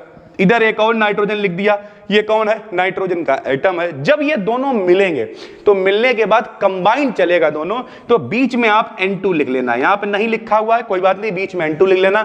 यानी इधर हम चलाएंगे नाइट्रोजन का कॉन्फ़िगरेशन, इधर चलाएंगे नाइट्रोजन का कॉन्फ़िगरेशन मतलब विन्यास, ठीक है, और बीच में चलाएंगे दोनों का मिला के। अब ध्यान से समझो भाई, हमने क्या किया, अभी बनाया नाइट्रोजन, नाइट्रोजन का नंबर 7, तो 1s2 2s2 2p3। अब देखो इसमें विन्यास में कौन कौन है, 1s है, 2s है, 2p है, लेकिन अगर हम सब बनाएंगे तो ये चित्र बहुत बड़ा हो जाएगा। तो हम क्या करेंगे, हमेशा आखिरी के 2 बनाया करेंगे और इसकी जगह पे विन्यास बनाते समय कुछ लिख दिया करेंगे। क्या लिखेंगे अभी वो भी आपको बताएंगे, लेकिन हम क्या करेंगे, सिर्फ आखिरी 2 का बनाया करेंगे। क्यों, क्योंकि अगर आप 20 का बना रहे हो तो 1s2 2s2 2p कितना बड़ा चित्र बनाओगे भाई, तो हम आखिरी के 2 का बनाया करेंगे। समझाते हैं अभी कैसे, जरा देखो। तो नाइट्रोजन में भैया कौन है, 2s में कितने इलेक्ट्रॉन है, 2, और 2p में कितने इलेक्ट्रॉन है, 3। तो हमने क्या किया, नाइट्रोजन में देखो 2s ऑर्बिटल बना दिया। सबको पता होना चाहिए s में कितना डब्बा बनता है, 1 ऑर्बिटल होता है। p में कितने ऑर्बिटल होते हैं, 3 ऑर्बिटल होते हैं। एक को क्या कहते हैं, px, एक को py और एक को pz कहते हैं। पता है भाई, ठीक। सुनो, तो नाइट्रोजन 2s है, s में कितना ऑर्बिटल बनेगा, 1। इलेक्ट्रॉन कितने हैं, 2। कैसे भरे जाएंगे भैया, एक क्लॉक होएगा, एक एंटी क्लॉक होगा, सीधी सी बात है। इनका वाला 2s है तो इनका वाला भी 2s होएगा, इनका भी एक s ऑर्बिटल दिखाया, एक क्लॉक हो गया, एक एंटी क्लॉक हो गया। अब ये इनका अलग अलग है, जब इनका मिलाएंगे भाई ध्यान से समझना, इलेक्ट्रॉन कितना होगा, 2 और 2 4 हो गए। इसी वजह से मॉलिक्यूलर ऑर्बिटल थ्योरी ने कहा कि जब ये दोनों मिलेंगे तो 4 इलेक्ट्रॉन हो गए। तो s में 4 थोड़ी भरोगे यार, तो 2 इसके बॉन्डिंग कहलाएंगे, 2 इसके एंटी बॉन्डिंग में चले जाएंगे। तो जब s और s आपस में मिलता है तो 2s ऑर्बिटल ओवरलैपिंग करके सिग्मा बॉन्ड प्रोड्यूस करते हैं। तो भैया ये दोनों कैसा बॉन्ड बनाएंगे, सिग्मा बनाएंगे। तो यहां पे क्या लिख दिया, सिग्मा 2s लिख दिया। क्यों लिख दिया, क्योंकि दोनों कैसा बॉन्ड बनाते हैं, सिंगल बॉन्ड बनाते हैं। तो यहां पे सिग्मा 2s लिख दिया, ठीक। ऐसे ही इसका जो एंटी बॉन्डिंग है वो बना दिया sigma star 2s, anti bonding इसका उल्टा हो गया। इलेक्ट्रॉन कितने हैं, 2 और 2 4 इलेक्ट्रॉन टोटल हैं। तो 2 इलेक्ट्रॉन इसके बॉन्डिंग में आ गए और 2 इसके एंटी बॉन्डिंग में आ गए। यानी सरल भाषा में जब ये अलग अलग थे तो दोनों के पास 2-2 इलेक्ट्रॉन 2s में थे, दोनों मिल गए, दोनों के 2s में ही 4 इलेक्ट्रॉन चाहिए, तो 2 हमने क्या किया, इनके बॉन्डिंग में भर दिए, 2 इनके एंटी बॉन्डिंग में भर दिए। सर जी सिग्मा ही क्यों लिखा, आप मॉलिक्यूलर ऑर्बिटल थ्योरी वाली वीडियो देखना और डिटेल में समझाया हो, लेकिन फिर भी बता दे रहे हैं, 2s ऑर्बिटल हमेशा ओवरलैपिंग करके सिंगल बॉन्ड बनाते हैं, और सिंगल बॉन्ड मतलब सिग्मा बॉन्ड, इसलिए सिग्मा 2s और उसका एंटी बॉन्डिंग लगाते हैं, स्टार लगा के लिख देते हैं भाई, ठीक है। तो भैया 2s का कलेश खत्म हो गया। अब 2s के बाद कौन है, 2p है, और p में कितने इलेक्ट्रॉन है, 3 इलेक्ट्रॉन है। तो इनके p में भी 3 होंगे, इनके p में भी 3 होंगे, और p में ऑर्बिटल कितने बनते हैं, 3 बनते हैं। px, py, pz ये भी आपको पढ़ा चुके हैं। तो भैया इधर वाले की तरफ देखो, 1 2 3 p के 3 ऑर्बिटल, इधर वाले में 1 2 3 p के 3 ऑर्बिटल। ऐसा नहीं है कि 3 इलेक्ट्रॉन है तो 3 ऑर्बिटल बना, नहीं, 4 होंगे तब भी 3 ही बनेंगे, 5 है तब भी 3 ही बनेंगे। ये याद रखना, पता होना चाहिए यार फर्स्ट सेमेस्टर में, ठीक है। 3 इलेक्ट्रॉन है, देखो 1 2 3, इनके 3 इलेक्ट्रॉन भर दिए। यहां भी कितने आएंगे, 1 2 3, इनके भी 3 इलेक्ट्रॉन भर दिए। यानी इस तरीके से दोनों की तरफ अगर ये अलग अलग होते तो इनके 3 इलेक्ट्रॉन होते, लेकिन अब क्या होगा भैया, 3 इनके कितने होगा, 6। अब 6 इलेक्ट्रॉन हो गए, दोनों मिल गए। तो जब मिले तो कुछ बॉन्डिंग ऑर्बिटल बनेंगे, कुछ एंटी बॉन्डिंग बनेंगे। कौन बनेंगे जरा देखो, इसमें भाई जो pz वाला होता है, ध्यान से समझना, जो pz वाला होता है ये हमेशा ओवरलैपिंग करके सिग्मा बॉन्ड बनाता है। हमने ओवरलैपिंग आपको पढ़ा रखी है, ठीक है।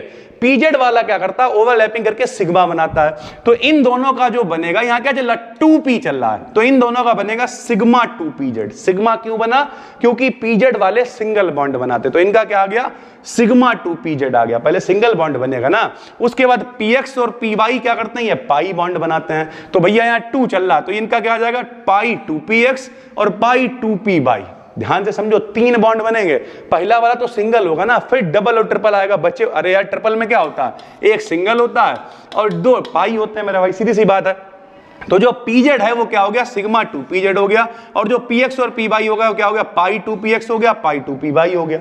अब इनके एंटी बॉन्डिंग भी होंगे, तो ये इनके एंटी बॉन्डिंग हो गए। सिग्मा 2pz का एंटी बॉन्डिंग हो गया सिग्मा स्टार 2pz, और ये हो गया पाई 2px का पाई स्टार 2px, पाई 2py का पाई स्टार 2py। थोड़ा सा कठिन आपको लग रहा होगा, लेकिन है नहीं, बिल्कुल आसान है भाई, ठीक। अब ध्यान से समझो, यहां कितने 3, यहां कितने 3 3 और 3 कितने होगा 6। हुंड ने कहा एक डब्बे में 2 ही इलेक्ट्रॉन आ सकते हैं, तो यहां पे देखो कितने आदमी दिख रहे हैं आपको, 1 2 3, तो 3 यहां कितना होगा 6, 6 का मतलब 2 यहां आ गए, 2 यहां आ गए, 2 यहां आ गए, 2 2 4 2 6 हो गए। अगर और होते, मान लिया हम ऑक्सीजन का बना रहे होते, ध्यान से समझो, अब यहां पे खेल देखो, अगर आप ऑक्सीजन का बना रहे होते तो यहां 7 नहीं 8 होता, 8 होता तो यहां 3 नहीं 4 होते, यहां 3 नहीं 4 होते, 4 और 4 कितने होते 8 होते, 8 होते अगर तो 6 यहां आते, 7 और 1 8 यहां आ जाता, इस तरीके से भरा जाता। यहां पे कम है तो मेरे भाई यहां 3 3 आए तो यहां पे कितने होगा 6 होगा, सीधी सी बात है। ठीक, अब ये बन गया अपना मॉलिक्यूलर ऑर्बिटल डायग्राम। जब ये डायग्राम बन जाएगा, भाई ध्यान से समझना, जब ये डायग्राम बन जाएगा तो हमें बनाना पड़ेगा इसका कंबाइंड विन्यास। दोनों अलग अलग थे तो अलग चीज थी, अब कंबाइंड विन्यास बनाना पड़ेगा। जरा देखो कंबाइंड विन्यास कैसे बनाओगे, ऐसे करके लिखेंगे N2 क्योंकि मिला के बना रहे हैं। अब ध्यान से देखो, हमने बनेस 2 दोनों का छोड़ रखा है, इस चित्र में नहीं दिखा रखा है। अगर दोनों बनेस रहे होते तो ये दोनों बनेस आपस में मिलते और सिग्मा बॉन्ड बनाते, सीधी सी बात है, दोनों बनेस आपस में मिलते और सिग्मा बॉन्ड बनाते। तो हमने क्या लिखा है यहां पे, जरा ध्यान से देखना, सिग्मा बॉन्ड बनाए ना बनाए उससे कोई मतलब नहीं है। हमने अगर चाहें तो हम इसे ऐसे लिख सकते थे, सिग्मा सिग्मा स्टार बनेस, ऐसे करके नहीं लिखेंगे। हमने ये सब हटा दिया और इसकी जगह पे लिखा के और के स्टार। सर जी इस के स्टार का क्या मतलब है? के का मतलब जितने भी सिग्मा वाले होंगे वो यहां आ गए, के स्टार का मतलब जो इसका स्टार बना होगा वो यहां आ गया। यानी सरल भाषा में आखिरी के 2 हम यहां पे दिखा रहे हैं, बाकी जो पीछे छूट गए सादे वाले वो सब के में हमने दिखा दिए, जो स्टार वाले वो सब हमने स्टार में दिखा दिए। अब पीछे का कलेश खत्म, तो बताओ इसमें सिग्मा 2s है, देखो जब N2 का बीच में ही तो चल रहा है, तो बताओ सिग्मा 2s है तो लिखा सिग्मा 2s, कितने इलेक्ट्रॉन है 2 लिख दिए। फिर क्या है सिग्मा स्टार 2s है, कितने इलेक्ट्रॉन है 2, तो 2 लिख दिए। फिर क्या है सिग्मा 2pz है, कितने इलेक्ट्रॉन है 2 हैं तो 2 लिख दिए। फिर क्या है पाई 2px है, कितने इलेक्ट्रॉन है 2 हैं तो 2 लिख दिए। फिर क्या है पाई 2py है, कितने इलेक्ट्रॉन है 2 हैं तो 2 लिख दिए। यानी सरल भाषा में जो बीच में चल रहे हैं इलेक्ट्रॉन उन्हें आप लिख दोगे और ये विन्यास बन गया का N2 का बन गया। अब आप ये देखो कि जो बीच में चल रहे क्या सारे इलेक्ट्रॉन जोड़े में है? क्या सारे इलेक्ट्रॉन जोड़े में है? बिल्कुल सारे इलेक्ट्रॉन जोड़े में। तो अगर सारे इलेक्ट्रॉन जोड़े में हैं तो ये कहलाएगा डायामैग्नेटिक। डाई मतलब 2, क्या कहलाएगा डायामैग्नेटिक। हिंदी में कहते हैं प्रति चुंबकीय, हम एक दूसरे के प्रति, 2 आदमी चाहिए होंगे कम से कम, हिंदी में कहते हैं प्रति चुंबकीय, अंग्रेजी में कह देंगे डायामैग्नेटिक। यही यहां पे लिखा हुआ है, देखो क्या लिखा हुआ है भैया कि अगर बाई चांस, ये देखो विन्यास बना दिया हमने, दिख रहा होगा आपको, और अगर बाई चांस सारे इलेक्ट्रॉन जोड़े में है तो ये क्या कहलाएगा डायामैग्नेटिक कहलाएगा। अब इसका बॉन्ड ऑर्डर भी निकाला जाता है। बॉन्ड ऑर्डर निकालने का तरीका होता है 1/2 NB माइनस का Na। ठीक, 1/2 लिख दिया। NB का मतलब होता है बॉन्डिंग वाले, बॉन्डिंग का मतलब बिना स्टार वाले। बताओ बॉन्डिंग वाले कितने दिख रहे हैं आपको? 2 देखो ये दिखाई दे रहा है, ठीक भाई। उसके बाद 2 2 2 ये दिख रहा है, 2 ये 2 ये, 2 2 4 2 6 2 8 हैं बॉन्डिंग वाले। ठीक, उसमें से घटा देंगे एंटी बॉन्डिंग वाले, मतलब स्टार वाले। एंटी बॉन्डिंग वाले कितने दिख रहे हैं? 2 दिख रहे हैं। 8 में से 2 चला जाएगा, कितना बचेगा 6 बटे में कितना चल रहा 2, 2 से काट दिया कितनी बार जाएगा 3 बार। यानी सरल भाषा में कहें तो जब 2 नाइट्रोजन आपस में मिलेंगे कितने बॉन्ड बनेंगे?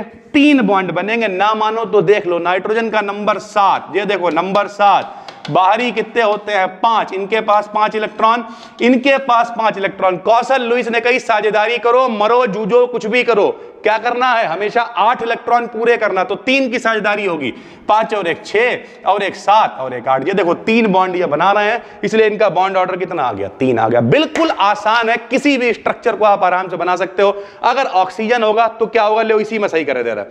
बताओ अगर ऑक्सीजन होता तो क्या करोगे? ले भैया ऑक्सीजन मान लिया होता है, ठीक, ले दुनिया का कोई स्ट्रक्चर नहीं जो तुम बना ना पाओ, ले मेरे भाई ऑक्सीजन अगर यहां होगा तो यहां ऑक्सीजन करोगे, यहां ऑक्सीजन करोगे, यहां O2 करोगे। ऑक्सीजन में भैया नंबर कितना हो जाएगा? 8, 1s2 2s2 2p क्या हो जाएगा? 4 हो जाएगा। तो यहाँ 1 2 3 ये 4 आ गए, 1 2 3 ये 4 आ गए, 4 आ गए तो 4 और 4 कितने हो गए? 8 हो गए। 8 अगर हो गए तो 6 यहाँ है तो 2 यहाँ चले जाएंगे। अबे 6 और 2 8, जब 6 यहाँ भर गए तो 2 ऊपर जाएंगे ही जाएंगे, सीधी सी बात है। तो इस तरीके से इसका बन गया बॉन्ड। अब देखो यहाँ पे क्या बिना जोड़े के इलेक्ट्रॉन भी आ गए। अगर बिना जोड़े के इलेक्ट्रॉन आ गए तो ये कैसा हो जाएगा बताओ? पैरामैग्नेटिक हो जाएगा, डायामैग्नेटिक नहीं होगा भाई, ठीक है। और उसके बाद क्या करना, बॉन्ड ऑर्डर कैसे निकालोगे, घटा दोगे, 1/2 आएगा, NB माइनस का Na आएगा, 1/2 लिख देंगे। बॉन्डिंग में कितने हैं गिन लो भैया, देखो 2 2 4 2 6 2 8 है तो 8 लिख दिया। माइनस एंटी बॉन्डिंग में कितने, 2 2 4 आ गया, माइनस का 4 कर दिया। 8 में गए 4 कितना बचा, 4 बटे में कितना आ गया, 2 2 दूनी कितना आ गया, 4। यानी जब कभी O2 बनेगा तो कितने बॉन्ड बनेंगे, 2, क्योंकि बॉन्ड ऑर्डर 2 आया, लो बनाए दे रहा है। ऑक्सीजन का नंबर कितना है, 8 है, कितने बने, 6, इनके पास भी 6, इनके पास भी 6, 6 और 1 7 और 1 8, 2 की साझेदारी करेंगे, बॉन्ड ऑर्डर 2 हो जाएगा, बात खत्म हो गई। आज हम लोग पढ़ने वाले हैं वेस्पर थ्योरी के बारे में। वेस्पर थ्योरी का पूरा नाम क्या है, valence shell electron pair repulsion theory. लो मेरे भाई समझाते हैं। वैलेंस का मतलब होता है बाहरी कोश, संयोजी कोश मतलब सरल भाषा में कोई भी एलिमेंट हो जिसके बाहरी कोश में हम कहते हैं मेरे भाई सोडियम है, सोडियम का नंबर कितना है, 11 नंबर है। अब इसका विन्यास कैसे बनेगा, 2 8 1, तो इसके बाहरी कोश में कितना इलेक्ट्रॉन है, 1 इलेक्ट्रॉन है। यानी किसी भी तत्व का जो बाहरी कोश होता है उसे हम लोग वैलेंस शेल कहते हैं या फिर संयोजी इलेक्ट्रॉन कहते हैं भाई, ठीक है। तो वैलेंस शेल का मतलब हो गया बाहरी कोश। इलेक्ट्रॉन पेयर, इलेक्ट्रॉन मतलब इलेक्ट्रॉन और पेयर का मतलब जोड़ा, यानी जैसे मान लिया नाइट्रोजन है भाई, ठीक है, नाइट्रोजन का नंबर होता है 7, ठीक है, इसके पास इलेक्ट्रॉन होते हैं 5। कौशल लुईस ने कहा कि सबके पास 8 इलेक्ट्रॉन होने चाहिए, इनके पास कितने हैं भैया, 5 इलेक्ट्रॉन है। तो जब ये किसी से साझेदारी करेंगे, मान लिया नाइट्रोजन भैया 5 थे, 5 और 1 6 और 1 7 और 1 8, ये देखो 1 2 3 4 5, 5 इलेक्ट्रॉन इनके पास फालतू थे। साझेदारी कितनों ने करी, 3 ने करी, देखो एक जोड़ा इनके पास बचा हुआ है, इसे कहेंगे इलेक्ट्रॉन पेयर। रिपल्शन का मतलब खिच्चू होता है भैया, कैसे खिच्चू मचेगा वो भी बताएंगे इस थ्योरी के अंदर। थ्योरी का मतलब सिद्धांत, यानी इसमें हम लोग पेयर में रिपल्शन, पेयर में मचने वाले खिच्चू की बात करेंगे। कैसे करेंगे देखो, डिटेल में समझना, आराम से चलाएंगे, थोड़ी बड़ी वीडियो हो सकती है लेकिन इस बात की गारंटी है आपका लॉन्ग पक्का करा के जाएगी। वेस्पर थ्योरी पेपर में लॉन्ग में आती है, VSEPR theory, hybridization, molecular orbital theory, VBT, ये सारी चीजें लॉन्ग में आने वाली चीज है भाई, ठीक है। तो चलो सबसे पहले हम लिखते हैं कि ये थ्योरी है क्या, पहले तो हमें समझना पड़ेगा। सुनो, इस थ्योरी को गिलेस्पी और नाइहोम ने प्रपोज किया। यह थ्योरी मॉलिक्यूल की ज्योमेट्री पर इलेक्ट्रॉन पेयर रिपल्शन के प्रभाव को दर्शाती है। समझाते हैं, जैसे मान लिया अभी हम एक बहुत मस्त मौला आदमी है, अभी जैसे हम सुबह उठने के बाद घर नहीं गए, हमारी मम्मी का फोन आया, भाई चाय पीने क्यों नहीं आए, हमने अरे अभी लाउड के पियेंगे, आके पहले जो है एक वीडियो बना के पब्लिक कर दें, अभी मस्त मौला आदमी है। लेकिन कल को मान लिया मेरी बारात हो जाए, तो जब बारात हो जाएगी तो भैया बारात होने के बाद जब तुम्हारी भाभी आएंगी, हो सकता है वो हमारी आकृति को बिगाड़ दें। क्या मतलब, वो हमें हड़काएं कि अगर तुम सुबह चाय पीने नहीं आए तो जाओ फिर हम भी जा रहे हैं अपने मायके। लो, जैसे ही खिच्चू मचा, जैसे ही प्रेशर पड़ा, हमारा जो मतलब जो मेरा नेचर है वो बदलना शुरू हो गया। उसी तरीके से मान लिया कोई स्ट्रक्चर है, उस स्ट्रक्चर के अंदर कुछ कोण है, कुछ एंगल है, कुछ स्ट्रक्चर है, लेकिन उसमें आ गया खिच्चू, लोन पेयर, बॉन्ड पेयर, ये सब आने लगा। तो जब भैया खिच्चू मचेगा, रिपल्शन मचेगा, तो उसकी आकृति कुछ बदल जाएगी। वो कैसे बदलेगी, कितनी बदलेगी, क्यों बदलेगी, इसी को एक्सप्लेन करा वेस्पर थ्योरी ने। जैसे हुआ क्या, जैसे CH4 है भाई, ठीक है, आपको समझाते हैं। CH4 है, ठीक, CH4 क्या होता है, मेथेन होता है, हम लोगों ने छोटे क्लास से पढ़ा हुआ है। इसमें जो बॉन्ड एंगल होता है वो 109 डिग्री 28 मिनट होता है, ठीक है, और इसका जो संकरण यानी हाइब्रिडाइजेशन होता है वो sp3 होता है। हाइब्रिडाइजेशन हम आपको पढ़ा चुके हैं, ठीक है। लेकिन मेरे भाई जो H2O है, इसमें भी हाइब्रिडाइजेशन तो sp3 होता है, लेकिन कोण इतना नहीं रह जाता है। ऐसे जो NH3 है, अभी इसी वीडियो में आपको एग्जांपल भी दिखाएंगे, इसमें हाइब्रिडाइजेशन तो sp3 ही होता है, लेकिन कोण इतना नहीं होता है। तो ऐसा क्यों हो रहा था, ये भैया कोण कम क्यों हो रहे हैं, तो एक्सप्लेन करने के लिए भैया ये वेस्पर थ्योरी दे दी गई। वेस्पर थ्योरी ने कहा हम बता रहे भाई खिच्चू बहुत ज्यादा मचा हुआ है, जब खिच्चू मचेगा मतलब रिपल्शन होगा, तो बॉन्ड एंगल भी बदलेगा भाई, ठीक है। कैसे बदलेगा वो आपको समझाते हैं। इसे समझाने के लिए इन्होंने क्या कहा, इन्होंने कहा जो इलेक्ट्रॉन पेयर्स होते हैं वो 2 प्रकार के होते हैं। अभी हमने आपको बताया नाइट्रोजन का एग्जांपल कि नाइट्रोजन के पास 1 2 3 4 5 इलेक्ट्रॉन है। कौशल लुईस ने कहा कि भैया 8 होने चाहिए, तो इन्होंने 3 से साझेदारी कर ली, 1 2 3 5 और 3 8 हो गए भाई, ठीक है। इसी को हम लोग NH3 अमोनिया कह देते हैं। तो अब जब कभी भी साझेदारी होती है तो ये जो बॉन्ड बन रहा है इसमें एक इलेक्ट्रॉन इनका है, एक इलेक्ट्रॉन इनका है। बॉन्ड साझेदारी तभी होगी जब एक इलेक्ट्रॉन इनका, एक इलेक्ट्रॉन इनका, यानी जोड़ा होना चाहिए। और बॉन्ड बन रहा है तो इसे कहते हैं बॉन्ड पेयर इलेक्ट्रॉन, यानी ऐसे दो इलेक्ट्रॉन जिनका जोड़ा आपस में मिलकर बॉन्ड बना रहा है उसे कहते हैं बॉन्ड पेयर इलेक्ट्रॉन। ऐसे ये भी क्या कहलाएगा, बॉन्ड पेयर इलेक्ट्रॉन। ये भी क्या कहलाएगा, बॉन्ड पेयर इलेक्ट्रॉन। लेकिन जो दो इलेक्ट्रॉन फालतू पड़े हुए हैं, अकेले पड़े हुए, लोन पड़े हुए हैं, लोन का मतलब क्या है, मैं कितना तनहा तनहा लोन ली तेरे बिन, गाना सुना है, मतलब अकेले पड़े हुए हैं, जो जोड़ा अकेले पड़ा हुआ इसे कहेंगे लोन पेयर ऑफ इलेक्ट्रॉन। तो इन्होंने क्या कहा, इन्होंने कहा इलेक्ट्रॉन पेयर कितने प्रकार के होते हैं, 2 प्रकार के होते हैं। पहला क्या होता है भाई, लोन पेयर इलेक्ट्रॉन होता है। लोन पेयर इलेक्ट्रॉन को हम लोग शॉर्ट में LP लिखा करेंगे। भाई जरा ध्यान से देखते हुए चलना, लोन पेयर इलेक्ट्रॉन को मोहब्बत से LP लिखेंगे। दूसरा बॉन्ड पेयर जो बॉन्ड बनाए हुए उसे मोहब्बत से हम लोग BP लिखेंगे। तो यानी 2 तरीके के भैया इसमें इलेक्ट्रॉन हो गए, एक जो अकेले पड़े हुए हैं लोन पेयर हैं, एक जो भैया खिच्चू मचा के संग में बॉन्ड बना के पड़े हुए हैं बॉन्ड पेयर भाई, ठीक है। अब वेस्पर थ्योरी क्या कहती है जरा सुनो मैंने भाई। लोन पेयर आप समझ गए, जो अकेले हैं वो लोन पेयर हैं, जो बॉन्ड बना रहा है वो बॉन्ड पेयर। सुनो, सभी इलेक्ट्रॉन पेयर एक दूसरे को रिपेल करते हैं। ध्यान से सुनना भैया, 3 कैटेगरी अब यहां पर होंगी। कैसे, जैसे मान लिया एक है बॉन्ड पेयर, ठीक है, एक है लोन पेयर। तो अब सबसे ज्यादा लड़ाई पता मोहल्ले, लोन पेयर का मतलब खाली आदमी, ठीक है। बॉन्ड पेयर जैसे हम अभी सुबह उठे यहाँ वीडियो बनाने लगे, किसी से मिलना नहीं, बातचीत नहीं, तो जब किसी से कोई बातचीत ही नहीं तो मेरी लड़ाई होने के चांसेस बहुत कम है। तब तक जब तक कोई आके बाहर कोचिंग के दरवाजे में लात ना मारे, अंदर घुस के गाली गलौज ना करने लगे, तब भी हम उसे समझाएंगे भाई। उसके बाद पुलिस उलिस देखेगी, हम थोड़ी लड़ेंगे बैठ के। यानी क्यों, क्योंकि बॉन्ड पेयर वाला व्यक्ति बंधा हुआ है तो वो ज्यादा खिच्चू नहीं मचाएगा। लेकिन लोन पेयर वाला व्यक्ति जो है वो बहुत ज्यादा खिच्चू मचाएगा क्योंकि वो खाली पड़ा हुआ, ठीक है।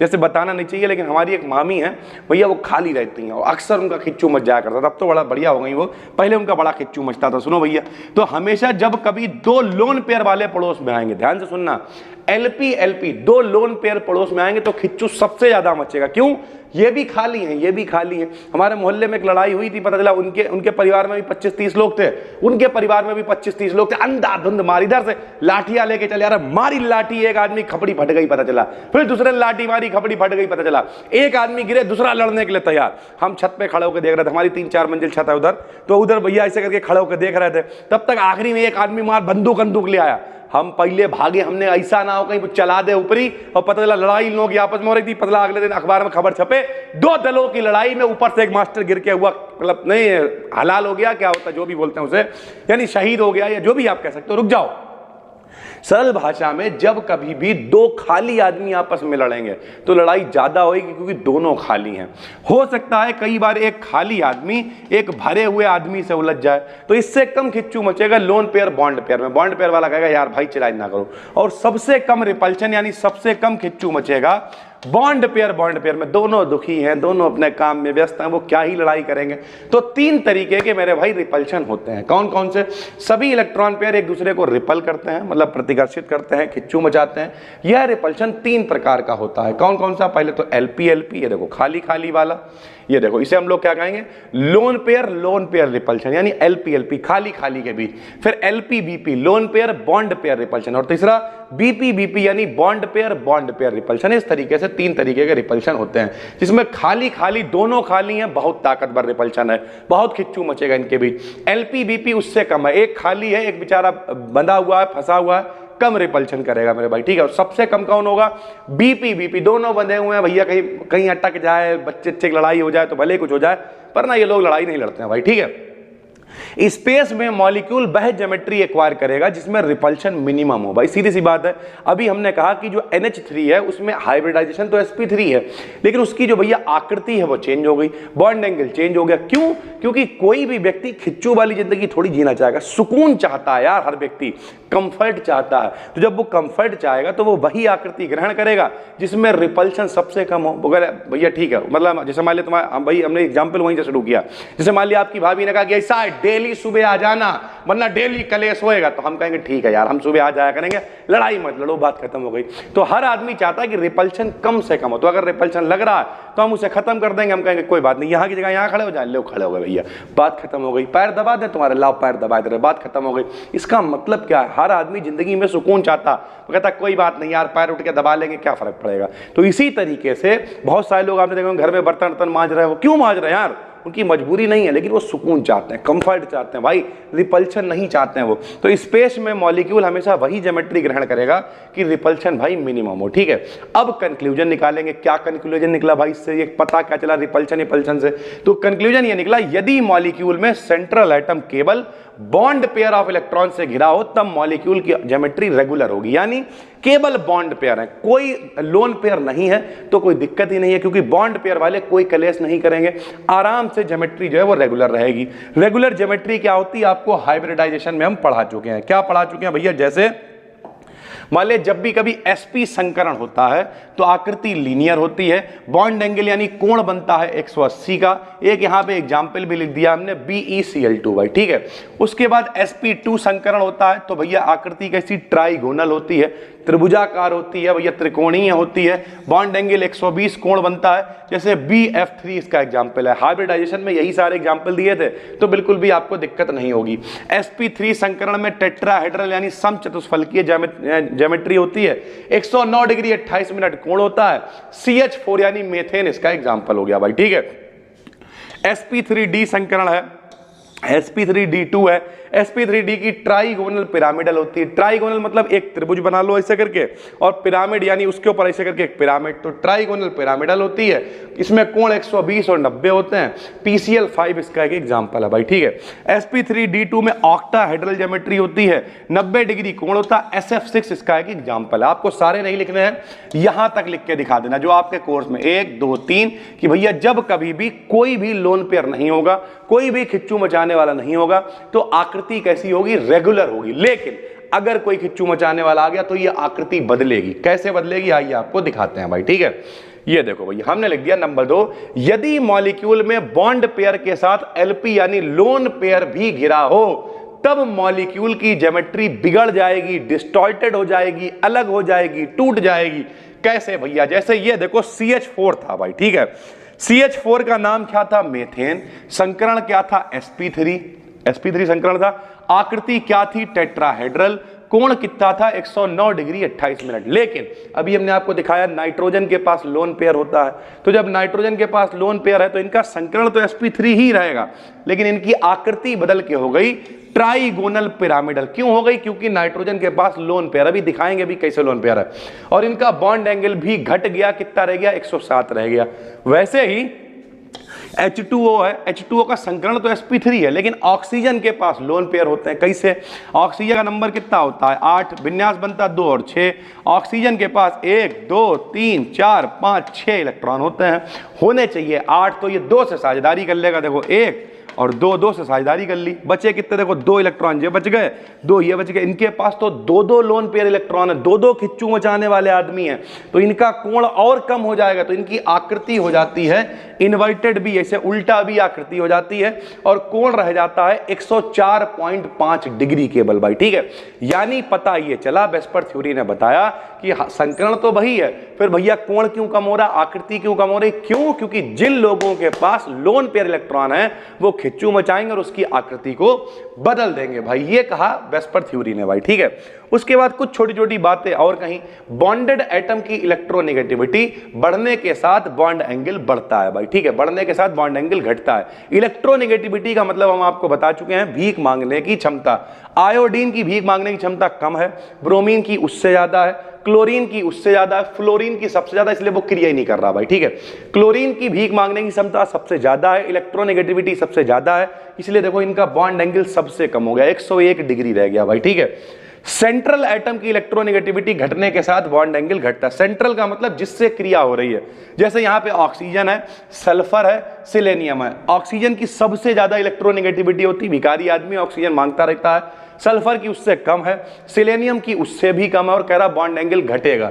तो जब कम होता जा रहा तो यहाँ 104.5 डिग्री था, यहाँ 93 रह गया या 91 रह गया। यानी जरूरी नहीं सिर्फ लोन पेयर हो, जरूरी नहीं सिर्फ बॉन्ड पेयर हो, जो लोग क्रिया कर रहे हैं वो कैसे हैं। जैसे ऑक्सीजन बहुत बड़ा भिखारी है, सल्फर उससे कम है, सेलेनियम उससे कम है, तो अगर इलेक्ट्रोनेगेटिविटी कम हो रही है तब भी बॉन्ड एंगल कम होता चला जाएगा। उसके अलावा सिंगल बॉन्ड की तुलना में मल्टीपल बॉन्ड में रिपल्शन ज्यादा होता है। जैसे यहाँ पे सारे बॉन्ड सिंगल हैं तो जो बॉन्ड एंगल कोण है वो 120 डिग्री के करीब है, इसमें मिनिमम रिपल्शन है, ठीक है। लेकिन जब यहाँ पे सिंगल की जगह डबल बॉन्ड आ गया तो डबल बॉन्ड आने पर लेस देन कोण कितना हो गया, 120 डिग्री से कम हो गया, क्योंकि डबल बॉन्ड में खिंचू ज्यादा होता है, सिंगल बॉन्ड में कम होता है भाई, ठीक है। ये सारी बातें बताई वेस्पर थ्योरी ने। उसके अलावा इलेक्ट्रॉन पेयर का वह ग्रुप जिसमें अधिक संख्या में lone pair of electrons present होते हैं कि बॉन्ड लेंथ भी ज्यादा होती है, ठीक है। यानी अगर किसी में लोन पेयर ऑफ इलेक्ट्रॉन ज्यादा है, अगर किसी में एलपी का मान ज्यादा है तो क्या होगा, उसकी बॉन्ड लेंथ थोड़ी सी बढ़ जाएगी। जैसे यहां पर देखो 2.01 एंगस्ट्रॉम है और ये कितनी है 2.04 एंगस्ट्रॉम है। ये बाकी ये जो सीएल हैं इनकी तुलना में थोड़ी सी बॉन्ड लेंथ ये बढ़ी हुई होगी भैया। कितनी बढ़ जाएगी, 2.04 एंगस्ट्रॉम हो जाएगी। यानी सरल भाषा में कहें तो जिनके पास लोन पेयर ऑफ इलेक्ट्रॉन ज्यादा है उनकी बॉन्ड लेंथ भी बढ़ी हुई होगी, ठीक है। अब जरूरी नहीं आप पांचों पॉइंट लिखो, आप 3-4 पॉइंट भी लिख सकते हो। जैसे पहले लिख दो कि जिसमें सिर्फ बॉन्ड पेयर होंगे, रेगुलर ज्योमेट्री होगी, जिसमें लोन पेयर भी होंगे, आकृति थोड़ी सी बिगड़ जाएगी, जिसमें इलेक्ट्रोनेगेटिविटी सेंट्रल एटम की कम हो रही होगी, उसका बॉन्ड एंगल कम हो जाएगा, जिसमें जो लटक वाले एटम है उनकी इलेक्ट्रोनेगेटिविटी कम हो रही होगी तो बॉन्ड एंगल बढ़ जाएगा। 4 पॉइंट लिख दो, काम चल जाएगा भाई, ठीक है। जैसे अब यहां पर एक हमने लिख दिया NH3 का एग्जांपल। दो ही पेपर के लिए इंपॉर्टेंट है, एक NH3 एक H2O, इन दोनों में से ही पेपर में आ जाएगा। बाकी इस पीडीएफ के अंदर लगभग हमने 10-12 के करीब स्ट्रक्चर लगा दिए होंगे, वो इंपॉर्टेंट नहीं है, वो देख लेना, पीडीएफ आपको मिल जाएगी भाई, ठीक है। तो NH3 का मतलब क्या, देखो ध्यान से समझना, बहुत आसान है, समझाते हैं। NH3 में भैया नाइट्रोजन है, ठीक है। नाइट्रोजन का नंबर कितना है, 7 है। 1s2 2s2 2p3 2 2 4 3 7 सीधे दिख रहा है। एस में भैया इलेक्ट्रॉन कितने हैं, 2 हैं। पी में 3 डब्बे 3 इलेक्ट्रॉन है, साफ साफ दिख रहा, एक एस है 3 पी हैं, तो भैया इसमें क्या है, sp3 संकरण है। पहले तो ये बात समझ लो, ठीक है। यानी यहां पर नाइट्रोजन में sp3 हाइब्रिडाइजेशन है। लेकिन जब इसका स्ट्रक्चर बनेगा, जरा देखना, ये आ गया नाइट्रोजन, ठीक। नाइट्रोजन ने क्या करा, एक हाइड्रोजन से यहां क्रिया करी, एक यहां करी, एक यहां करी, तो 1 इलेक्ट्रॉन 2 इलेक्ट्रॉन 3 इलेक्ट्रॉन और 2 इलेक्ट्रॉन इनके पास फालतू पड़े हुए हैं। क्यों, क्योंकि नाइट्रोजन का नंबर 7, बाहरी इलेक्ट्रॉन होते हैं 5, क्योंकि अगर ऐसे भी बनाओगे 1s2 2s2 2p, बताओ 2 2 4 3 7, तो पहले 2 से तो फुल है, फिर 3 और 2 कितने हो गए, 5 इलेक्ट्रॉन इनके पास होते हैं। कौशल लुईस ने कहा कि 5 नहीं 8 इलेक्ट्रॉन होने चाहिए। तो भैया नाइट्रोजन अपने 8 इलेक्ट्रॉन पूरे करने के लिए 3 लोगों से साझेदारी करेगा। देखो भैया 1 2 3 4 5 इनके पास हैं, 5 और 1 6 और 1 7 और 1 8, सीधी सी बात है भाई, 5 और 1 6 और 1 7 और 1 8। अब हुआ क्या, जरा ये देखो, पहले हुआ ये कि ये वाला जो खाली पड़ा हुआ है ये है एलपी, यानी लोन पेयर है, और यहां पे इनने बनाया है बॉन्ड, तो ये क्या है, बीपी यानी बॉन्ड पेयर है। यहां भी बॉन्ड बनाया तो ये भी बीपी यानी बॉन्ड पेयर है। यहां भी बॉन्ड बनाया तो ये बीपी यानी बॉन्ड पेयर है। तो इनके पास एक लोन पेयर है, 3 बॉन्ड पेयर हैं। लो दिखाते हैं भैया कैसे, ये देखो यहां पे आपको दिखाते हैं, ज्यादा अच्छे से समझ में आएगा। हुआ क्या है, ये देखो कैसे हुआ है भाई, ये देखो ये नाइट्रोजन है, ठीक। नाइट्रोजन ने एक इन वाले हाइड्रोजन से क्रिया करी है, एक इनका ये देखो एक बॉन्ड पेयर, एक इन वाले हाइड्रोजन से क्रिया करी, एक इनका अरे एक नाइट्रोजन का इलेक्ट्रॉन होगा, एक इनका होगा बॉन्ड पेयर, ऐसे एक इनका बॉन्ड पेयर, यानी 3 इनके पास बॉन्ड पेयर है। और एक जो खाली पड़ा हुआ नाइट्रोजन के 2 इलेक्ट्रॉन जो खाली पड़े हुए हैं, ये लोन पेयर है। तो अगर ये एलपी है और ये बीपी है, ये बीपी है और ये बीपी है, तो ये एलपी है, ये बीपी है, इनके बीच में जो खिच्चू मचेगा वो क्या होगा, एलपी बीपी। ये देखो इधर एलपी चल रहा है, अरे यहाँ एलपी खाली वाले हैं, यहाँ बॉन्ड वाले, तो एलपी बीपी। ऐसे यहाँ भी ये खाली वाले हैं, ये बॉन्ड पेयर है, तो एलपी बीपी, इनके बीच में बीपी बीपी, इनके बीच में बीपी बीपी। लेकिन अब जरा ये समझो कि इसमें एलपी बीपी 2 चल रहे हैं, तो होगा, और बीपी बीपी होते हैं कमजोर, तो ये जो एलपी बीपी होंगे जो इन कमजोरों को दबाएंगे और ये बॉन्ड एंगल ऐसे करके दबा देंगे। जब दबा देंगे तो बॉन्ड एंगल कम हो जाएगा, 109 डिग्री 28 मिनट से कम होके 107 डिग्री के करीब रह जाएगा। ये देखो 1 हाइड्रोजन 2 हाइड्रोजन 3 हाइड्रोजन, और ये है इनका लोन पेयर, यही हमने यहाँ पे लिखा हुआ है। बॉन्ड एंगल रह जाएगा 107 और आपको त्रिभुज की तरह आकृति दिखाई नहीं लगेगी, ट्राइगोनल पिरामिडल। ये भैया एक त्रिभुज बनेगा और ऊपर की तरफ ऐसा करके त्रिभुज बनेगा, ऊपर की तरफ जो लोन पेयर इलेक्ट्रॉन होंगे ऐसे करके एक पिरामिड बना देंगे और ये बन जाएगा ट्राइगोनल पिरामिडल। यही लिख दिया। NH3 में एक lone pair, 3 bond pair of electron present होते हैं, जिसके कारण NH3 में 2 टाइप के रिपल्शन हो जाते हैं। एक LP-BP रिपल्शन होता है, एक BP-BP रिपल्शन होता है। LP-BP रिपल्शन BP-BP की तुलना में ज्यादा मजबूत होता है, इसलिए ये NH3 की आकृति टेट्राहेड्रल से बदलकर ट्राइगोनल पिरामिडल कर देता है और बॉन्ड एंगल 109 डिग्री 28 मिनट से कम करके 107 डिग्री कर देता है। भाई सीधी सी बात है। सेम कंडीशन H2O में भी है। H2O में क्या होगा, ले आपको सीधे सीधे समझाई दे रहा है। ऑक्सीजन का नंबर कितना होता है, 8 होता है। इनके पास 6 इलेक्ट्रॉन होते हैं। ऑक्सीजन भैया 1 2 3 4 5 6, ठीक। इन्होंने क्या करा, H2O है तो 2H से क्रिया कर ली, करना भी चाहिए क्योंकि 6 इलेक्ट्रॉन हैं, 8 पूरे होने चाहिए, तो इनने 2 से साझेदारी कर ली। देखो 1 और ये 2 से साझेदारी कर ली तो इनके तो 8 हो गए। लेकिन बताओ ये क्या है, ये लोन पेयर है। बताओ ये भी क्या है, लोन पेयर है। ये क्या है बताओ, बॉन्ड पेयर है। और ये भी क्या है, बॉन्ड पेयर है। तो अब यहाँ पे तो और दिक्कत है। यहाँ पे देखो इनके बीच में क्या आएगा, LP-LP आएगा, जो कि बहुत ज्यादा ताकतवर है। यहाँ पे आएगा LP-BP, ठीक है, यहाँ पे आएगा LP-BP और यहाँ BP-BP। जब इतने सारे LP-LP-LP-BP होंगे तो ये सब मिलकर दबाएंगे इसे, और दबाएंगे तो बॉन्ड एंगल और कम हो जाएगा, जो कि रह जाएगा 104.5 डिग्री। यही बना रखा है। ये O है, 2 हाइड्रोजन से इन्होंने क्रिया कर रखी है। ये देखो 2 हाइड्रोजन से इन्होंने रिएक्शन कर रखी है। ये देखो भैया 2 हाइड्रोजन है, एक इनका इलेक्ट्रॉन एक इनका, एक इनका इलेक्ट्रॉन एक इनका, तो ये भी BP है ये भी BP। बाकी इनके पास 2 इलेक्ट्रॉन फालतू हैं। ये देखो ये LP हो गया, ये हो गया LP, तो इनके बीच में क्या आ जाएगा, LP-LP। इनके बीच में क्या आ जाएगा, LP-BP। इनके बीच में क्या आ जाएगा, LP-BP। और वही यहाँ पे लिख देंगे, ज्योमेट्री कैसी हो जाएगी, इन्वर्टेड B, मतलब उल्टा B, ऐसे करके। ये O आ गया, ये H आ गया, इस तरीके से उल्टा भी इन्वर्टेड भी इसकी आकृति हो जाएगी। 104.5 डिग्री, यहाँ पे गलत लिखा हुआ है, इसे ठीक कर लेना। 104.5 डिग्री आकृति हो जाएगी। ये देखो लिख दिया। H2O में 2 लोन पेयर होते हैं, 2 बॉन्ड पेयर होते हैं, जिससे इनके बीच में जो रिपल्शन आएगा वो कौन सा आएगा, LP-LP भी आएगा, LP-BP भी आएगा, BP-BP भी आएगा। लिख दिया। LP-LP बहुत ताकतवर होता है, इसलिए H2O की आकृति ट्राइगोनल पिरामिडल नहीं होती, बल्कि कैसी हो जाती है, इन्वर्टेड भी हो जाती है। और कोण कितना हो जाता है, 104.5 डिग्री हो जाता है। ये मिनट नहीं है, 104.5 डिग्री हो जाता है। इसी तरीके से H3O पॉजिटिव है, बहुत सारे हैं। हाइब्रिडाइजेशन होता क्या है, तो भैया जब तुम 11वें क्लास में थे तो तुमने पढ़ा होगा संकरण। जब तुम 10वें में होगे तो तुमने बायोलॉजी में पढ़ा होगा संकरण। संकरण को ही इंग्लिश में कहते हैं हाइब्रिडाइजेशन।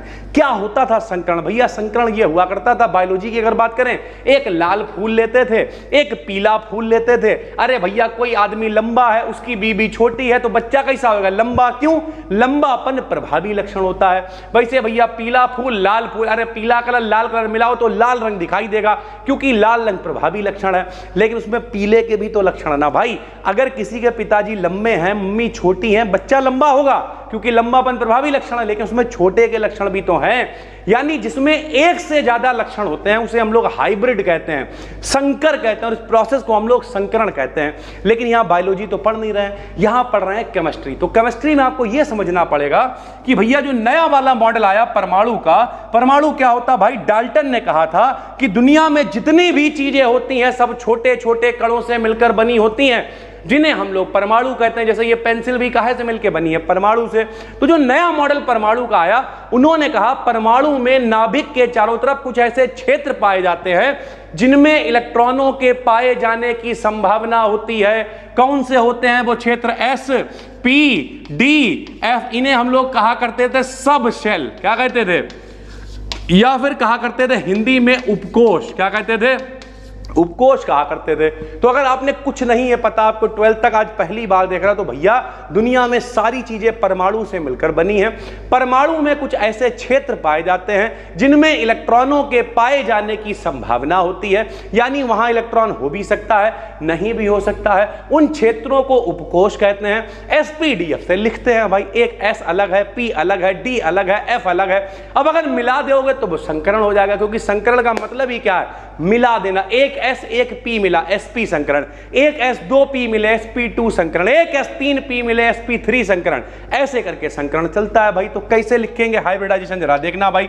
हमने लिखा जब दो या दो से अधिक ऑर्बिटल, सीधी सी बात है, मिलाना तो है ही, तो जब दो या दो से अधिक ऑर्बिटल आपस में मिलकर समान एनर्जी के नए ऑर्बिटल का निर्माण करते हैं, तब बने ऑर्बिटल को क्या कहोगे, हाइब्रिड। जो बनेगा उसमें दोनों का कैरेक्टर है तो उसे कहेंगे हाइब्रिड। और भैया क्या कहलाएगा, इस प्रोसेस को, इस फिनोमिनन को हाइब्रिडाइजेशन कहते हैं। यानी दो या दो से अधिक ऑर्बिटल मिलेंगे, कोई नया ऑर्बिटल बनेगा, जो ऑर्बिटल बनेगा उसे कहेंगे हाइब्रिड, और इस फिनोमिनन यानी इस घटना को कहेंगे हम लोग हाइब्रिडाइजेशन। तो हाइब्रिडाइजेशन क्या होता है, SPDF, दो या दो से ज्यादा ऑर्बिटल आपस में मिला दो, एक से ज्यादा लक्षण है, एक से ज्यादा कैरेक्टर है, तो जो बनेगा उसे हम लोग कह देंगे हाइब्रिड, और ये प्रोसेस कहलाएगा हाइब्रिडाइजेशन। हाइब्रिडाइजेशन के कुछ नियम होते हैं भैया, क्या है रूल्स ऑफ हाइब्रिडाइजेशन, जरा देखिए। पहला नियम क्या है, मिक्स होने वाले प्योर ऑर्बिटल्स, मान लिया एक S मिल रहा है, एक P मिल रहा है, की संख्या हाइब्रिड ऑर्बिटल की संख्या के बराबर होगी। मान लिया एक S ऑर्बिटल मिला और भैया 3 P ऑर्बिटल मिल गए, एक S मिला 3 P ऑर्बिटल मिल गए, तो 3 और 1 कितने हो गए, 4। तो जब मिलके sp बनाएंगे तो टोटल 1 2 3 4, यानी कुल मिला के जितने लोग मिलेंगे, मिलने के बाद भी रहेंगे उतने ही। वो अलग बात है, उनका नाम बदल जाएगा कि भैया हमारा S है, तुम्हारा P है, हम दोनों लोग मिल गए तो रहेंगे तो दो ही, बस क्या होगा, नाम sp हो जाएगा भाई, ठीक, दोनों का मिलके एक हो जाएगा। मेरे पास 1 करोड़, किसी के पास 1 करोड़, रहेंगे तो एक ही 1 करोड़, लेकिन जब मिल गए तो दोनों के पास 2 करोड़ हो गए, फिर नाम जुड़ जाएगा, ये बैठ सी है, ऐसा करके होता है ना। तो यानी पहला नियम क्या, मिक्स होने वाले जो प्योर ऑर्बिटल हैं और मिलने के बाद जो ऑर्बिटल मिलेंगे उनकी संख्या हमेशा बराबर होगी। हाइब्रिडाइजेशन में ऑर्बिटल्स भाग लेते हैं, इलेक्ट्रॉन नहीं, यानी S orbital, P orbital, D orbital, F orbital participate करेंगे। ये नहीं कि S में 2 इलेक्ट्रॉन होते हैं, P में नहीं। हाइब्रिडाइजेशन में कौन पार्टिसिपेट करेगा, ऑर्बिटल्स पार्टिसिपेट करेंगे। हाइब्रिड ऑर्बिटल में इलेक्ट्रॉन्स की फिलिंग, जब भैया हाइब्रिडाइजेशन हो रहा होगा तो उसमें इलेक्ट्रॉन कैसे भरोगे, तो भाई पुराने जमाने में लोग चलते थे, 11वीं क्लास में पढ़ा होगा, हुंड का नियम, पाउली का नियम, अफबाऊ का नियम, इन्हीं सब का इस्तेमाल करके इलेक्ट्रॉनों को भरेंगे। ऑर्बिटल्स की एक सर्टेन ज्योमेट्री होती है, जितने भी ऑर्बिटल्स होंगे, चाहे भैया S ऑर्बिटल कैसा होता है, गोल होता है, P कैसा होता है भैया, P का आकार कैसा होता है, डंबल टाइप होता है, D कैसा होता है, डबल डंबल होता है, और जब ये मिलेंगे तो कोई और नई आकृति बनाएंगे। कैसे बनाएंगे वो देखना मेरे भाई। तो ऑर्बिटल्स की एक सर्टेन ज्योमेट्री होती है। सबसे पहले हमने लिख दिया sp हाइब्रिडाइजेशन। क्या होता है sp, है नाम से ही पता चल रहा है, एक S मिलेगा, एक P मिलेगा, क्या कहलाएगा, sp हाइब्रिडाइजेशन। जरा देखना भैया, जब एक S ऑर्बिटल और एक P ऑर्बिटल आपस में मिक्स होता है, मिक्सिंग होती है, तो sp हाइब्रिड ऑर्बिटल का फॉर्मेशन होता है। क्या मतलब है, ले सर जी बताओ भैया, sPDF, sPDF। S कैसा होता है, गोल होता है, P कैसा होता है, डंबल के आकार में होता है, एक S मिलेगा, एक P मिलेगा, जब दोनों मिलेंगे तो क्या कहलाएगा, sp हाइब्रिडाइजेशन कहलाएगा। और जब दोनों मिलेंगे तो भैया कैसा आकार बनेगा, इस तरीके से, जो P डंबल टाइप था वो तो रहेगा ही, और S इससे जुड़ जाएगा तो यहां पर एक इस तरीके की रिंग दिखाई देने लगेगी। ये जो आपको बना हुआ दिख रहा है कि एक डंबल और उसके ऊपर रिंग दिख रही है, ये है भैया sp हाइब्रिड ऑर्बिटल। इसमें S और P दोनों मिले हुए हैं भाई, ठीक। इसकी आकृति कैसी, लीनियर होती है, यानी बिल्कुल सीधी होगी, और जब सीधी लाइन होगी, सबको पता है मोटा आदमी लेटा होता है, पेट निकला होता है, कोण कितने का होता है, 180 का, यानी सीधी लाइन लीनियर में भैया कोण कितना हो जाएगा, 180 हो जाएगा। सर जी एक एग्जांपल बताओ, ले बता दिया, जैसे है BeCl2, BeCl2 का नाम बेरिलियम क्लोराइड भाई, ठीक है। बेरिलियम का नंबर कितना होता है, 4 होता है। विन्यास कैसे बनेगा बताओ, 1s2 2s2 और 2p में कुछ है ही नहीं, क्योंकि 4 ही इलेक्ट्रॉन है, तो 2 यहां हो गए, 2 यहां हो गए, और p में 0 है भाई। इसे कहेंगे ग्राउंड स्टेट। जब इलेक्ट्रॉन को थोड़ी ऊर्जा मिलेगी तो वो बौराएगा, जब बौराएगा तो भैया S से एक इलेक्ट्रॉन p में चला जाएगा। बौराने का मतलब उत्तेजित हो जाएगा, एक्साइटेड हो जाएगा, तो इस स्टेट को कहेंगे एक्साइटेड स्टेट भैया। एक इलेक्ट्रॉन S में रह गया और एक कहां चला गया, p में चला गया। S में डब्बा हमेशा एक बनता है भैया, S में एक ऑर्बिटल बनता नहीं बनता तो बताए दिखाई दे रहा है। एस में इलेक्ट्रॉन होते हैं 2, पी में होते हैं 6, डी में होते हैं 10 और एफ में होते हैं 14 इलेक्ट्रॉन भैया। ठीक, हुंड ने कहा एक डब्बे को कहेंगे ऑर्बिटल, एक ऑर्बिटल में 2 इलेक्ट्रॉन आ सकते हैं, तो एस में 2 इलेक्ट्रॉन है मतलब एक डब्बा बनता है, पी में 6 है तो भैया 3 डब्बे बनते हैं, डी में 10 है तो 5 डब्बे बनते हैं, एफ में 14 है तो 7 डब्बे बनते हैं, क्योंकि एक डब्बे को कहते हैं ऑर्बिटल और एक ऑर्बिटल में 2 इलेक्ट्रॉन आ सकते हैं भाई। ठीक है, तो एस में कितना डब्बा बनता है, 1 बना दिया, फिलहाल इसमें 1 ही इलेक्ट्रॉन है दिखा दिया। पी में कितने डब्बे बनते हैं, 3, फिलहाल इलेक्ट्रॉन कितना है, 1 दिखा दिया। जब ये एस और ये पी मिलेगा तो क्या बन जाएगा, sp हाइब्रिडाइजेशन ये कहलाएगा भाई। जैसे हमने यहां पे आपको बना के भी दिखा दिया भैया कि ये कौन है बताओ, बेरिलियम है, बेरिलियम के पास कौन है, p ऑर्बिटल है, ये देखो p ऑर्बिटल है, इससे क्लोरीन भैया जुड़ जाएंगे, BeCl2 का मतलब 2 क्लोरीन जुड़ जाएंगे, 2 क्लोरीन इनसे जुड़ गए, 2 क्लोरीन इनसे जुड़ गए और क्या बना दिया इन्होंने, बेरिलियम क्लोराइड का स्ट्रक्चर। अगर ऐसे ना बनाओ तो ऐसे बनाओ, ये देखो Be दोनों तरफ Cl है, सीधी लाइन बन रही है, यानी कोण कितना 180 डिग्री है, इसका मतलब ये कहलाएगा sp हाइब्रिडाइजेशन भाई। ठीक है, कोई दिक्कत, उम्मीद करता समझ में आ रहा होगा कि हुआ क्या है। BeCl2 में बेरिलियम का नंबर 4 है, ग्राउंड स्टेट में p में कोई इलेक्ट्रॉन नहीं है, लेकिन जब भैया इलेक्ट्रॉन को ऊर्जा मिली, बहुराया, तो s से एक इलेक्ट्रॉन p में चला गया, s और p दोनों खाली हो गए, तो ये मिल के ऑर्बिटल बना लेंगे जिसे कहेंगे sp ऑर्बिटल। अब मेरे भाई इनके पास जो खाली जगह है 2 Cl इनके पास आएंगे, क्योंकि क्लोरीन के पास भी जरूरत है, क्लोरीन का नंबर 17 होता है, उन्हें भी एक इलेक्ट्रॉन चाहिए है, वो लोग इनसे आके आराम से साझेदारी कर लेंगे और 180 डिग्री का कोण बन जाएगा। BeCl2 क्या दिखाएगा, sp हाइब्रिडाइजेशन दिखाएगा भाई। ठीक है, कोई कह दे sp2 बताओ भाई, sp, sp2, sp3 तीन ही आपको पढ़ने और तीनों मोस्ट इंपॉर्टेंट है भाई। ठीक है, sp2 में क्या होगा बताओ, जब एक s ऑर्बिटल और 2 p ऑर्बिटल आपस में मिलेंगे तो भैया जो ऑर्बिटल बनेगा उसे क्या कहेंगे, sp2 हाइब्रिड ऑर्बिटल, और इस प्रोसेस को कहेंगे sp2 हाइब्रिडाइजेशन। क्या कहेंगे, sp2 हाइब्रिडाइजेशन। लो भैया, एक s है तो एक s कैसा हो जाएगा, गोल हो जाएगा, सीधी सी बात है, एक s गोल हो गया, 2 p हैं तो ये एक p हो गया, एक और p हो गया। जब तीनों मिलेंगे एक s और 2 p तो क्या कहलाएगा, sp2 हाइब्रिडाइजेशन। लो sp2 हाइब्रिडाइजेशन किस तरीके की आकृति बनेगी, ऐसी आकृति बनेगी भैया, ऐसे तिकोना की तरह आपको आकृति दिखाई दे रही है, बीच में इस तरीके से गोला टाइप आएगा, sp2 हाइब्रिड ऑर्बिटल कहलाएगा। और भैया ट्राइगोनल प्लेनर ये आकृति कहलाएगी। ट्राइगोनल का मतलब त्रिभुजाकार, समतलीय, तो समतल पे ये त्रिभुज बना हुआ दिखाई दे रहा है, तो इसके लिए भैया आकृति हो जाएगी ट्राइगोनल प्लेनर, और बॉन्ड एंगल कितना हो जाएगा, 120 डिग्री, क्योंकि त्रिभुज के लिए कोण कितना लेते हैं, 120 डिग्री लेते हैं। सर जी इसका कोई एग्जाम्पल है, हाँ है, लो BF3 boron trifluoride, same condition, boron का number 5, 1s2, 2s2, 2p1, ground state है, एक इलेक्ट्रॉन यहां से यहां चला गया तो s में कितने रह जाएंगे, 1, p में 1 और 1 कितने हो जाएंगे, 2, s में डब्बा कितना बनाओगे, 1 इलेक्ट्रॉन दिख रहा है, p में डब्बे कितने बनाओगे, 2 इलेक्ट्रॉन दिख रहे हैं, एक s और 2 p मिलेंगे तो क्या कहलाएंगे, sp2 हाइब्रिडाइजेशन हो जाएगा भाई, सीधी सी बात है।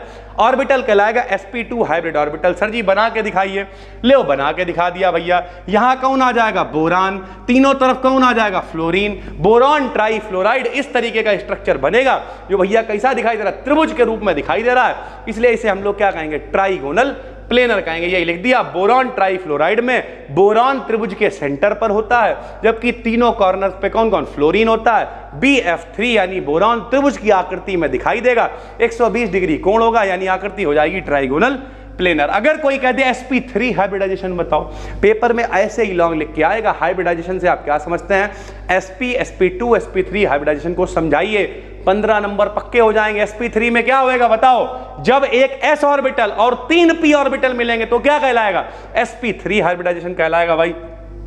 इस फिनोमिनन को sp3 हाइब्रिडाइजेशन कहेंगे, साफ साफ लिखा हुआ, जब एक s ऑर्बिटल और 3 p ऑर्बिटल आपस में मिलकर नया ऑर्बिटल बनाते हैं तो बने ऑर्बिटल को sp3 संकरण, sp3 संकर यानी sp3 हाइब्रिड, और इस प्रोसेस को कहते हैं sp3 हाइब्रिडाइजेशन। ये लो अब की क्या है भैया, एक s है, 3 p हैं, लो एक s हो गया, ये लो 1 p, ये लो 2 p, ये लो 3 p, px py pz से लिख लिया, चारों को मिलाओगे s और 3 p यानी sp3 हो जाएगा। आकृति कैसी बनेगी, ऐसी बनेगी भैया। ऐसी आकृति बनेगी, ऐसी, इसे कहते हैं टेट्राहेड्रल। समझो बीच में एक होएगा, एक यहां, एक यहां, एक यहां और एक ऊपर। जब सबको मिलाएंगे, जो शक्तिमान लेके घुमा करता था, वैसी आकृति बनेगी। इस आकृति को क्या कहेंगे? ट्राइगोनल इस आकृति को क्या कहेंगे? टेट्राहेड्रल। समचतुष्फलकीय, समचतुष का मतलब सम मतलब समान, चतुष्फलक 4 फलकें आएंगी, समचतुष्फलकीय ये कहलाएगा। और समचतुष्फलकीय लिए कोण कितना होता है? 109 डिग्री 28 मिनट कोण होगा। टेट्राहेड्रल 11th क्लास में आपने पढ़ रखा। कैसे बनाएंगे? लो भैया, CH4 माने मेथेन, कार्बन का नंबर 6, बने S2, 2S2, 2P2 बनेगा ग्राउंड स्टेट में। एक इलेक्ट्रॉन यहां जम करा दिया, S में कितना रह गया? 1, P में कितने हो गए? 3, S का डब्बा 1, P के तीनों में एक एक इलेक्ट्रॉन, S और 3 P मिल गए, क्या कहलाएगा? sp3 hybridisation. क्या कहलाएगा? sp3 हाइब्रिडाइजेशन मेथेन में कहलाएगा। कैसे बनाओगे?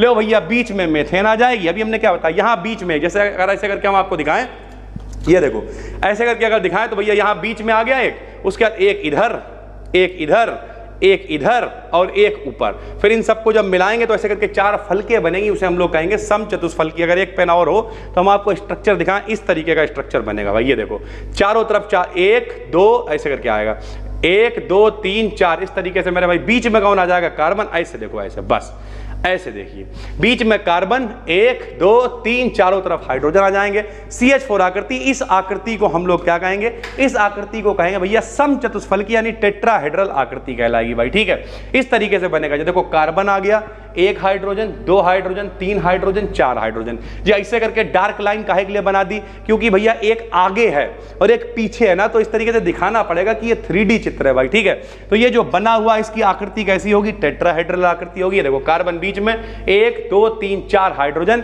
ये बना लो, ये बना लो, जो याद रहे वो बना लेना भैया। बीच में कार्बन, कुछ समझ में ना आए सीधे सीधे बना दो। लो इस तरीके से, बीच में कौन आ गया? Carbon, 1 hydrogen, 2 hydrogen, 3 hydrogen, 4 hydrogen. जे लो, जे लो, जे लो, ऐसे करके मिला दिया, बस यही तो बना रखा। ये जो आकृति बनी हुई है इसे क्या कहते हैं? समचतुष्फलकीय आकृति कहते हैं। तो इस तरीके से टेट्राहेड्रल आकृति होगी। और कोण कितना होगा? 109 डिग्री 28 मिनट इसका कोण हो जाएगा। मेथेन में कार्बन एटम sp3 हाइब्रिडाइज्ड होता है, जिसमें एक रेगुलर टेट्राहेड्रल यानी टेट्राहेड्रल मतलब समचतुष्फलक में सेंटर पर एक कार्बन होता है और बाकी क्या हो जाते हैं भैया? बाकी चारों कॉर्नर्स पर 4 हाइड्रोजन एटम प्रेजेंट होते हैं भाई। ठीक है, इसके अंदर और भी दे रखा है भाई। ठीक है, जैसे sp3 हाइब्रिडाइजेशन, sp3d2 हाइब्रिडाइजेशन, ये पूरी PDF हम आपको दे देंगे टेलीग्राम पे। पेपर के लिए इंपॉर्टेंट 3 ही है, पेपर में 3 ही आएगा। तो क्या होता है हाइब्रिडाइजेशन? बताओ। हाइब्रिडाइजेशन का मतलब होता है संकरण। एक से ज्यादा चीज आपस में मिक्स करोगे, हाइब्रिड कहलाएगी। प्रोसेस हाइब्रिडाइजेशन कहलाएगा। यहां हम लोग केमिस्ट्री पढ़ रहे हैं तो ऑर्बिटल्स को मिला रहे हैं। जब कभी एक S एक P मिलेगा sp, एक S 2 P मिलेंगे sp2, एक S 3 P मिलेंगे sp3 हो जाएगा। sp में लीनियर आकृति आएगी, sp2 में त्रिभुज की आकृति यानी ट्राइगोनल आएगी। लीनियर होएगी तो 180 कोण होएगा, ट्राइगोनल में 120 होएगा। sp3 में टेट्राहेड्रल यानी समचतुष्फलकीय आएगी, जिसे लीबेल और बांठाप में बताया था। कोण कितना होगा? 109 डिग्री 28 मिनट होगा। इस तरीके से संकरण चलता है।